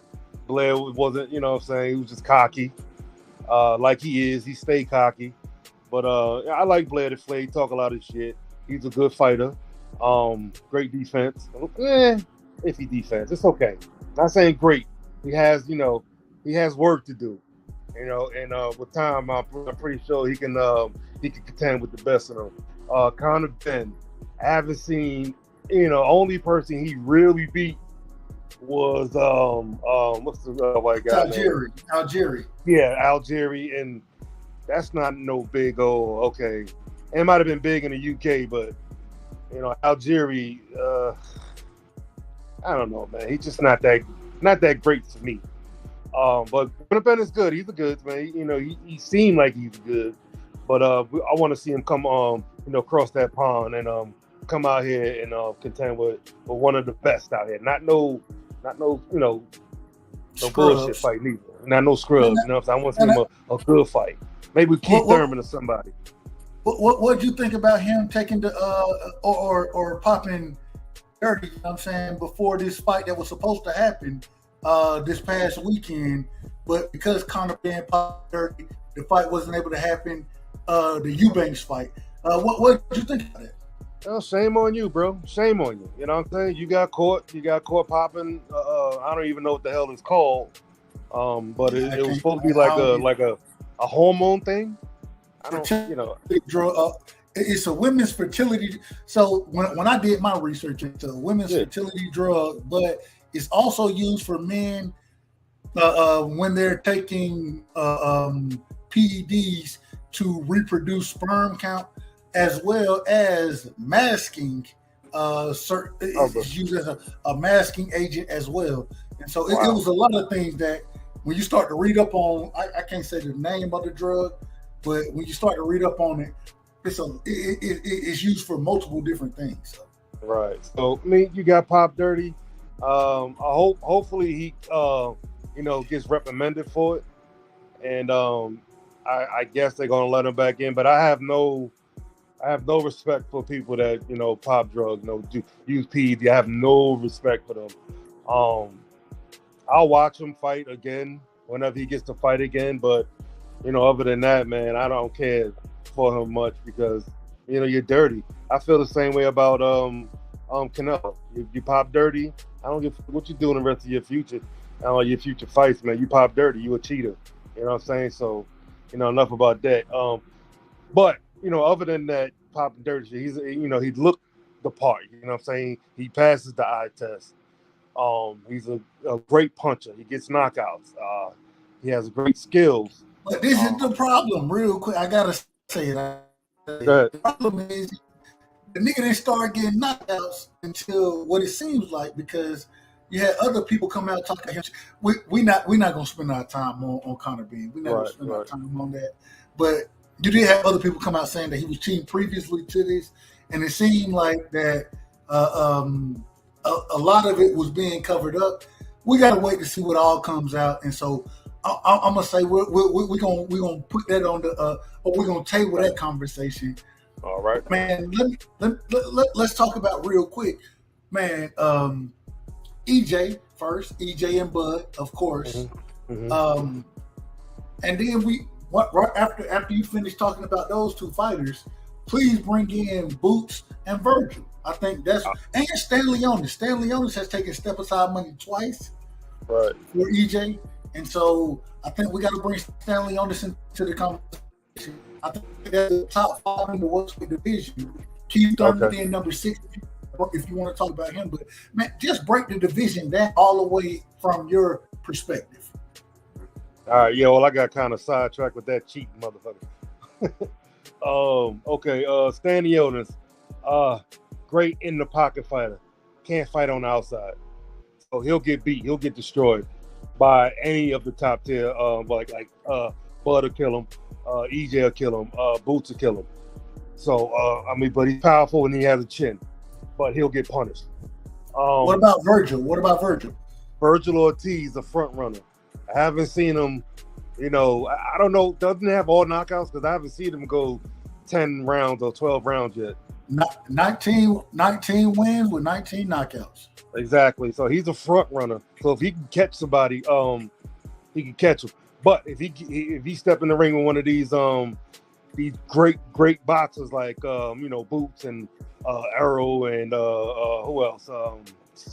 Bud, of course. Maybe even Keith Thurman. Can't front run these guys, because if you do, you're gonna get your ass whipped. Front runner. I don't know if you if you know I'm pretty sure you know the meaning of front runner, right? Hey, Tiger Woods was one of the best front runners ever in the sport of golf. So I know exactly what you mean by front runner. Okay. So yeah. So he's a front runner, but okay. But that's Stanios's. Who does Stanios's fight? And they went 12. He fought Butayev. Butayev. I like Butayev too. But they both the same fighter. You know what I'm saying? They like to sit in their pocket and bang and bang and bang to see who dropped first. But none of them fools dropped. I actually picked Butayev to win that fight. I did pick him to win that fight. fight. Me too. I did too. But he came up short. And it was a split decision, so it wasn't unanimous. So it was a hell of a fight. It was a hell of a fight, though. It was a hell of a fight. Hell yeah, man. That shit went tooth and nail, man. I was like, God damn, these dudes got chins on them. So it could be a testament of their lack of power they have. You know what I'm saying? I don't know yet. Got to put them in front of somebody that got power. Okay, and then that's them two. Let's see who else. Let's go Virgil Ortiz. Boots and Virgil Ortiz. Yeah, either one. Boots knocks out Virgil Ortiz. Like I say, he's a front runner, man. He's a come forward fighter. He's trying to get rid of you fast. And that's not a good look when you fighting these top tier 147 pounders, man. Not a good look at all, man. You gotta be careful You know, because these dudes have skills, especially Boots. I think Boots is going to take over the 147-pound division once, you know, these other two get the fight and move up out of there. But yeah, I think Boots, he takes care of Virgil. It doesn't even go a full 12 rounds, in my opinion. But Boots, he's susceptible to a right hook. At every fight I've seen him fight, he's getting hit with that right hook from I can't remember all the guys he fought now. God damn, I had it on the tip of the tongue. What's the little guy name? Cain Velasquez. Yeah. Cain Velasquez, I believe he was one of the people who was able to land that hook. Mean Machine. Also, well, Castile Clayton, he didn't do shit. So Castile, yeah. I was mad at that. Do a goddamn thing. That was embarrassing. That was one of the most embarrassing. I have nothing to say about, because I mean, you could say he ducked out of the way and got hit on the top of the head, but yo, you ducking. While I'm punching, you ducking. What am I supposed to do? Bro, this nigga fell. He wasn't hurt. He wasn't hurt, bro. He fell down. He was like, you know what? My bad. I did. And shout out to our West. I said, Mean Machine. It was Lipinets. But Castile Clayton, he got clipped. Supposedly, that nigga wasn't hurt, man. He wasn't hurt. He was faking. He just didn't want to fight. He wanted the payday. He didn't want that fight, bro. He didn't want that fight. Ain't no, bro. Did you see the punch he got hit with? Yeah, it was like right on top of his head, like right here, right? Man, that shit wasn't no goddamn. It wasn't no knockout punch. Nah. He got back up, but he just wasn't into it. He's like, man, fuck this shit. that nigga wasn't trying to fight, bro. He wasn't trying to fight. He came in for the payday. I ain't mad at him to get paid. You feel me? I ain't mad, but bro, did you see Floyd last fight against the little Asian dude? Nah, I ain't watched that shit. I didn't watch it either. But one thing I did see, if you go look at the little clips, and Mike, you be making clips too. So, but if you go look at him, Floyd threw the straight right? Yeah, I saw that. Straight right. That shit, it missed the chin and went like by the shoulder and shit, and the nigga just fell out, bro. He just fell out. But he just fell out. Yeah. He just fell out. And look, these guys, they out there, they trying to get paid. That's it. And Castile, hey, I love Boots. I'm a fan of Boots, right? Yeah, me too, man. I like him. He's gonna be the next one up, man. He the goods. I think he could. I think he contends. He a contender for Arrow and Bud right now. For real, man. Yeah. People ain't gonna like what I'm gonna say, man. He'll fuck Bud up, bro. He will fuck Bud up. EJ, this is the one saving grace for EJ. EJ got great body work, right? He got great body work. Maybe that body work will come to. Maybe it'll work out. But if it don't work out, bro, Earl getting fucked up too, bro. Boots is the good. Like there are times you look at fighters and you be like, you know what I'm saying? When Bud was younger, you looked at him, you was like, oh, he the goods, bro. He gonna be beating some niggas' ass. Mm-hmm. You look at he got great punch placement. Man, Boots he got great punch placement. But I tell you one thing. You know how Boots be he's staying up in that corner in between rounds.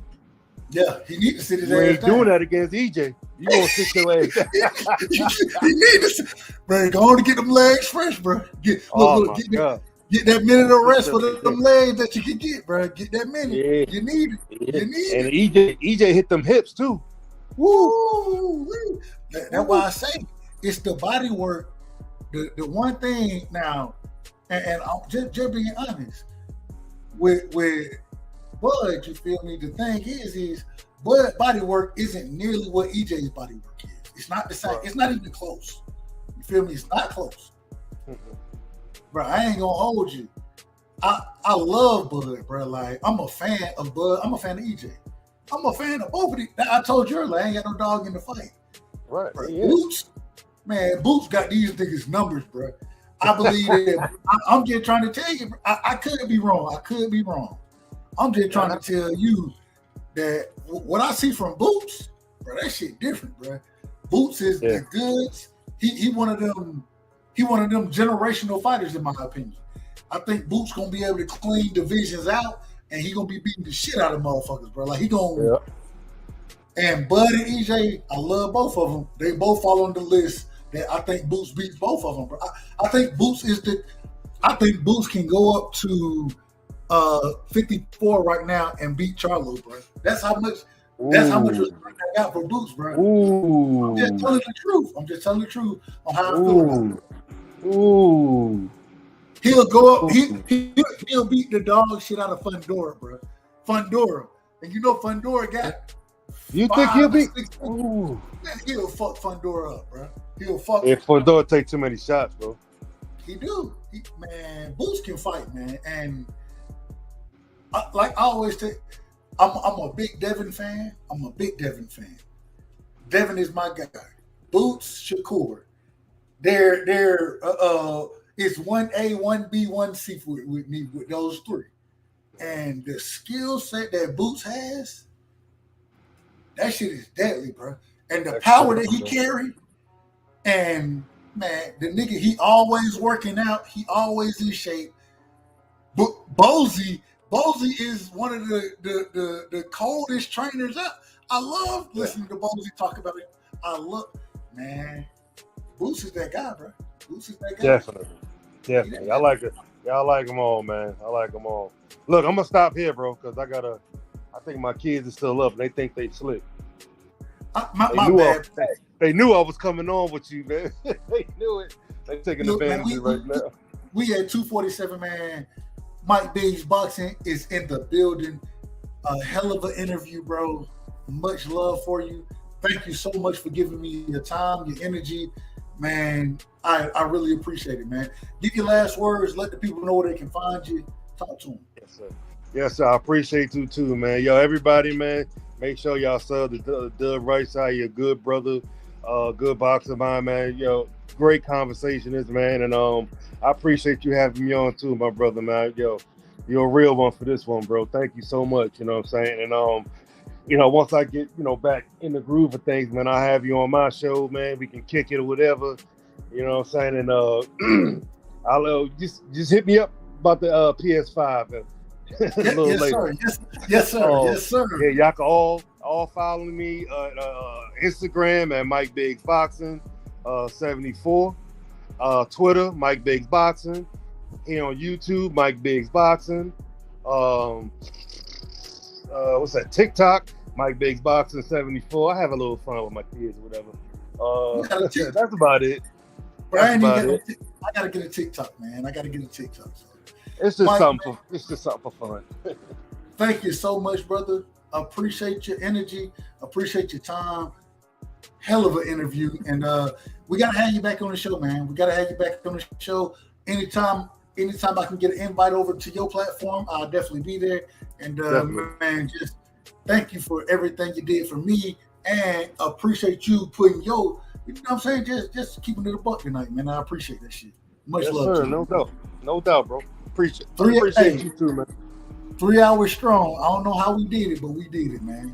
Salute to you, bro. Hey, when you having a great conversation, man, time doesn't matter, bro. Tell me. Look, time flies when you're having fun, of course. Yes, sir.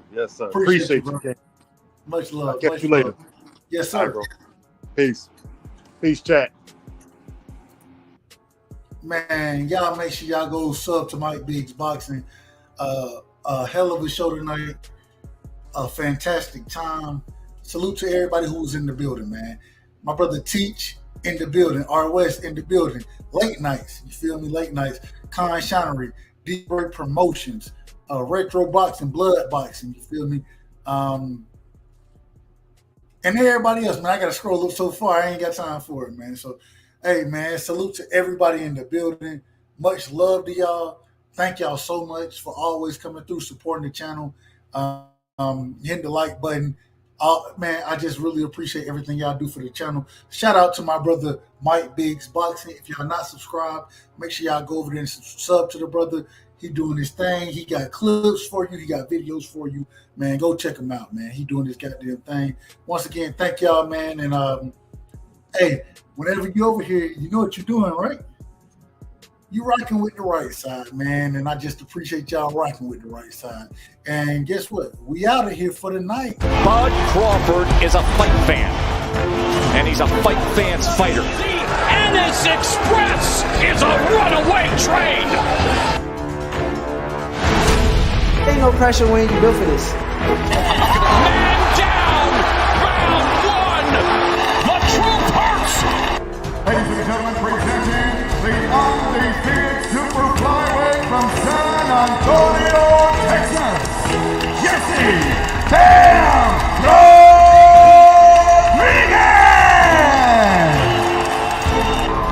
The universally recognized undisputed lightweight champion of the world, Devin the Dream Haney!